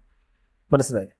നമ്മൾ ചെയ്യേണ്ടതെന്ന് വെച്ചാൽ ആ മലിനജലത്തിൻ്റെ അത് അടച്ചിട്ട് ഗുരുവിൻ്റെ ശുദ്ധജലം ലഭിക്കുന്ന ആ ഒരു ഇതിലേക്ക് ഇതിൻ്റെ പൈപ്പിൻ്റെ കണക്ഷൻ മാറ്റിക്കൊടുത്താൽ ഈ പരമ്പര മൊത്തം ശുദ്ധജലം കിട്ടും. മനസ്സിലായി? ഇവർ പറഞ്ഞ ഉപമ കറക്റ്റാണ്, പക്ഷെ വേറൊരു ചെറിയ വ്യത്യാസം വരുത്തുന്നത് മാത്രം. മനസ്സിലായില്ലേ? അങ്ങനെ വന്നു കഴിഞ്ഞാൽ ഈ പരമ്പരയിൽ ശുദ്ധമായ എല്ലാം പരിശുദ്ധമാവും. മനസ്സിലായോ? അതാണ് സംഭവിക്കുന്നത്. അല്ലാതെ ഈ പറയുന്ന കപട ഗുരുവിൻ്റെ ഈ കപട അവസ്ഥാപൂർത്തീകരണം എന്നൊക്കെ നാടകം എന്നൊക്കെ പറഞ്ഞ ആഭാസത്തരത്തിന് നമ്മൾ കൂട്ടുനിൽക്കുകയല്ല വേണ്ടത്. ഗുരുവിലേക്ക് നമ്മൾ എങ്ങനെയാണ് കണക്ട് ചെയ്യാൻ പറ്റുന്നത് പരമ്പര ചിന്തിക്കേണ്ട സമയം അതിക്രമിച്ചിരിക്കുന്നു. അടുത്തതായി അതേപോലെ ജീവൻ ക്ലീൻ ചെയ്താലേ ഇത് നടക്കും. ജീവൻ ക്ലീൻ ചെയ്യാനുള്ള അവസരമാണ്. സ്വാമി തുളസിപ്പൂ എടുത്ത് കയ്യിൽ തരുന്നു. ഗുരു ആ സങ്കല്പം തന്നത് വെച്ചിട്ട് പ്രാർത്ഥിച്ച് പുഷ്പ സമർപ്പിക്കാൻ പറയുന്നു. 41 ദിവസമല്ലേ ഉള്ളൂ. ഉമിനീര് പോലും ഇറക്കാതെ 30 ദിവസം മുസ്ലിം സമൂഹത്തിന് ചെയ്യാൻ പറ്റുമെങ്കിൽ ഒരു 41 ദിവസം ഒരു 15 കിലോമീറ്റർ യാത്ര ചെയ്യാൻ പറ്റൂല എന്ന് പറഞ്ഞാൽ ഉരുട്ടി വായിൽ വെച്ച് തന്നാൽ ദൈവം പിന്നെയും ഒരു തള്ളി ഉള്ളിലാക്കി തരണമെന്ന് പറഞ്ഞാൽ അതുകൊണ്ട് എല്ലാവരും ഒന്നുകൂടി ശ്രദ്ധിച്ച് അടുത്ത ഞായറാഴ്ച അതിൻ്റെ അടുത്ത ഞായറാഴ്ച ഒക്കെ വരിക. എല്ലാ ദിവസവും എല്ലാവരും വരിക എന്നുള്ളതാണ് യഥാർത്ഥത്തിൽ നടക്കും. ഈ ഗതികെട്ടവന്മാർ ഇങ്ങനെ പറഞ്ഞിട്ടിരിക്കും. പരമ്പരയിലെ ആൾക്കാർ ഇവരെ തിരിച്ചറിഞ്ഞുകൊണ്ട് ഗതികേട് കൊണ്ട് വന്നെങ്കിലായി ഒരുപാട് പേരെ ഇങ്ങനെ പ്രഷർ കൊടുത്ത് തല്ലിപ്പഴിപ്പിച്ച് ഗതികെട്ട് വരും. മനസ്സിലായോ? കാരണം പരമ്പരയിൽ എങ്ങനെയെങ്കിലും പിടിച്ച് നിൽക്കണമെന്നുള്ള ആഗ്രഹമുണ്ട്. അല്ലാത്തവർ സ്വന്തമായിട്ട് വരുമാനമുള്ളവരും സ്വന്തമായിട്ട് ഇവർ പറഞ്ഞ കേൾക്കല ഇതെല്ലാം മനസ്സിലായവരും വരത്തില്ല. മനസ്സിലായോ? അപ്പോൾ അടുത്ത കേക്ക് തീരെ നിവൃത്തില്ല ആൾക്കാരെ വിട്ടേക്കുക. ബാക്കി എല്ലാവരും വരിക. ഈ 41 ദിവസം കഴിഞ്ഞാൽ സന്തോഷം നമ്മുടെ മനസ്സിലുണ്ടാവും. അതിൻ്റെ മാറ്റവും നമ്മുടെ മനസ്സിലുണ്ടാവും. എല്ലാവർക്കും അങ്ങനെ ചെയ്യാൻ കഴിയട്ടെ എന്ന് പ്രാർത്ഥിക്കുകയാണ്. ഒരിക്കൽ കൂടി തലശ്ശേരി ഏരിയ ഇന്ന് കാണിച്ച ആർജവത്തിന് സ്നേഹാദരങ്ങൾ അറിയിക്കുകയാണ്. സുഗ്രേഷ്. അപ്പോൾ കൈയടിച്ച് ആ മീറ്റിംഗ് ഇതായി. അപ്പോൾ 40 ദിവസം കൃത്യമായിട്ട് എല്ലാവരും ചെന്നിട്ട് അവരുടെ കർമ്മദോഷങ്ങളൊക്കെ ഷെയർ ചെയ്ത് മേടിക്കുകയാണെങ്കിൽ അവർക്ക് സന്തോഷമാവുന്നതാണ് അവർ പറഞ്ഞതിൻ്റെ അർത്ഥം. മനസ്സിലായോ? പരമ്പരയ്ക്ക് സന്തോഷം ഉണ്ടാവില്ല. ഈ പറയുന്ന വ്യക്തികൾക്കും ഈ പറയുന്ന അമൃത ഗുരുവിനും ഗുരുരത്നൊക്കെ എന്ന് പറഞ്ഞാൽ അവർക്ക് സന്തോഷം ഉണ്ടാവും. കാരണം അവരുടെ കർമ്മദോഷങ്ങളൊക്കെ എല്ലാ വർഷവും വീതിച്ച് എല്ലാവരും കൊണ്ടുപോയി അവർക്ക് വീണ്ടും വീണ്ടും പുതിയ പുതിയ കർമ്മദോഷങ്ങൾ ഉണ്ടാക്കിയെടുത്ത് ഇങ്ങനെ ഷെയർ ചെയ്ത് കൊടുക്കുക, അവർക്ക് തോന്നിവാസം കാണിക്കുക, അതിനൊക്കെയുള്ള ഒരു അവസരമായിട്ട് മാറുന്നു. പരമ്പര ഇനിയെങ്കിലും തിരിച്ചറിയുക. ഈ കപടഗുരുവിൻ്റെ ഈ ദിനം നിങ്ങൾ ഒരിക്കലും ഗുരുവിൻ്റെ ദിനമാണെന്നും പറഞ്ഞ് ആഘോഷിക്കുകയോ ആചരിക്കുകയോ ചെയ്യരുത്. മനസ്സിലായോ? അത് ഗുരുനിന്ദാ പാപമായിട്ട് നിങ്ങൾക്ക് വരും, ബ്രഹ്മഹത്യാ പാപമായിട്ട് വരും, ഉറപ്പ്. ഇല്ലെങ്കിൽ നിങ്ങൾ ഇത് ഞാൻ പറയണ കേൾക്കണ്ട, നിങ്ങൾ അനുഭവിച്ച് പഠിച്ചാൽ മതി. ഗുരുവിൻ്റെ ഗുരുവാണി, ഗുരു ഈ പ്രസ്ഥാനത്ത് പരമ്പരയിൽ ഈ അമൃതാജന്യ ഇരിക്കുമ്പോൾ തന്നെ എങ്ങനെ മുന്നോട്ട് പോകണമെന്ന് പറഞ്ഞതിൻ്റെ ആ ഗുരുവാണി കൂടി ഇതിൻ്റെ ഈ പിൻ ചെയ്യാണ്. അതുകൂടി കേൾക്കുക. ഒരുപാട് പ്രാവശ്യം കേൾക്കേണ്ട അത്യാവശ്യമാണ്. കാരണം ഇതിനെയൊക്കെ വളച്ചൊടിച്ചിട്ട് ഈ പറയുന്ന ശ്രീകുട്ടിയും ശ്രീമതി ആൻറ്റിയൊക്കെ ഒരുപാട് പ്രാവശ്യം അമൃതാജന്യെ വെള്ളപൂശാൻ ശ്രമിച്ചിട്ടുണ്ട്. അപ്പോൾ അതും കൂടി ഒന്ന് കേൾക്കുക. സദ്വിഷമം. ഞാനിരിക്കുമ്പോൾ നിങ്ങൾ ഈ വഴിക്ക് പോകുമെങ്കിൽ പിന്നെ നിങ്ങൾ ആരെയും മാനിക്കയില്ല, കൊണ്ടുപോവുകയില്ല എന്നുള്ളത് തീർപ്പായി. ഈ സംഘത്തിനൊരു തീർപ്പ് അതുണ്ടാക്കിയ ആൾ ചെയ്യുന്നു. അമൻമെൻ്റ് ഇല്ല പിന്നെ. അതായത് ഇപ്പം 4 സന്യാസിമാർക്ക് 1 കൊല്ലം ഭരിക്കാം. അത് ഗൃഹസ്ഥാശ്രമിക്കും. ഈ പറഞ്ഞവർക്ക് ഒരു ഇഷ്ടമല്ലെന്ന് കണ്ട ഉടനെ ഇഷ്ടമാണെങ്കിലും കൂടെ അടുത്ത 4 പേരെ തിരഞ്ഞെടുത്തോണം. ഈ സംഘം എല്ലാം കൂടി ചേർന്നിട്ട് തൃപ്തിയായിട്ട് 4 പേരെ തിരഞ്ഞെടുക്കുക 1 കൊല്ലത്തിനകം. 1 കൊല്ലം കൂടുതൽ പാടില്ല. എന്താണെന്നറിയാമോ? അടുത്ത കൊല്ലം ഇവരിരുന്ന ഇത് വീണ്ടും അത് പ്രയാസപ്പെടുത്തിയിട്ടേ ഇവർ പോകുള്ളൂ. അതന്നെ ഈ സന്യാസ സംഘത്തിൽ നിന്ന് സഹിക്കാൻ വയ്യാത്ത ഒരു തെറ്റ് കണ്ടാൽ ആ ആളെ ആജീവനാന്തം അയാളെ പിരിച്ചുവിടുക. ഒരു ഭരിക്കുന്നെന്ന് വെച്ച് വേറെ ഒരു അധികാരവും ഇവർക്ക് വേറെ കൂടുതലായിട്ട് ചെയ്യാൻ പാടില്ല. സംഘത്തിൻ്റെ മറ്റ് ഗൃഹസ്ഥാശ്രമ അംഗങ്ങളും ഉണ്ടല്ലോ, അവരോട് ചോദിച്ചിട്ടല്ലാതെ വേറെ ഒന്നും ചെയ്യാൻ പാടില്ല.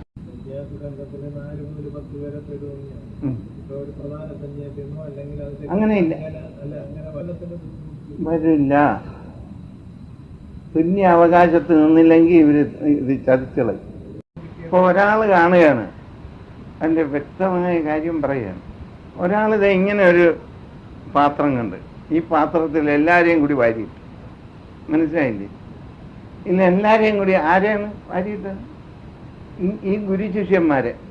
അതിൽ പിന്നെ ഇതിനെ നിയന്ത്രിക്കാനായിട്ട്, ഈ വാരിയിട്ട് ചാടിപ്പോകാതിരിക്കാനായിട്ട് ഒരു പാത്രം. ഇതിന് മനസ്സിലായില്ല. ഈ പാത്രത്തിൽ വാരിയിട്ടിരിക്കുക, അത് സംഘം എന്നർത്ഥം. ഇതിനെ ഈ സംഘത്തിൽ നിന്ന് ചാടിപ്പോയാൽ അതിനെ കവർ ചെയ്തുള്ള പാത്രമാണ് ഗൃഹസ്ഥാശ്രമം. മര്യാദയ്ക്ക് നിന്നോണം.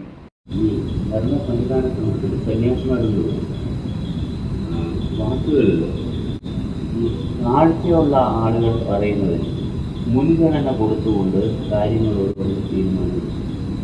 അത് അങ്ങനെ പോയാൽ അവർ തെറ്റും. നമുക്കൊരു അറിവിന് അവർ പറയുക ഇന്നതൊക്കെയാണ്. സത്യമായിട്ട് പറഞ്ഞില്ലെങ്കിൽ എന്താണ് അതിലുള്ള കുഴപ്പമെന്ന് ആരറിയും? അത് തന്നെ അപ്പോഴേ അവർ ഉള്ളവർ തിരഞ്ഞെടുക്കട്ടെ. അതൊന്നും അത് ഒരുപാട് പേര് കാണും. ഇതിന് ഗൃഹസ്ഥാശ്രമികളായിരിക്കും ചിലപ്പോൾ കൂടുതൽ മുന്നിൽ വരുന്നവർ. കാഴ്ചയുള്ളവർ, കാര്യം അറിയാവുന്നവരും ഗൃഹസ്ഥാശ്രമികൾ വരും. ഈ നിയമം പിന്നെ എന്നുവരെ ഈ ആശ്രമം പരമ്പരയെ നിലനിൽക്കും, അന്ത്യം വരെയാണ്, മാറ്റമില്ല. ഞാൻ ഇത് സംസാരിക്കുകയാണ്, നിങ്ങളെല്ലാം എഴുതി വെച്ച്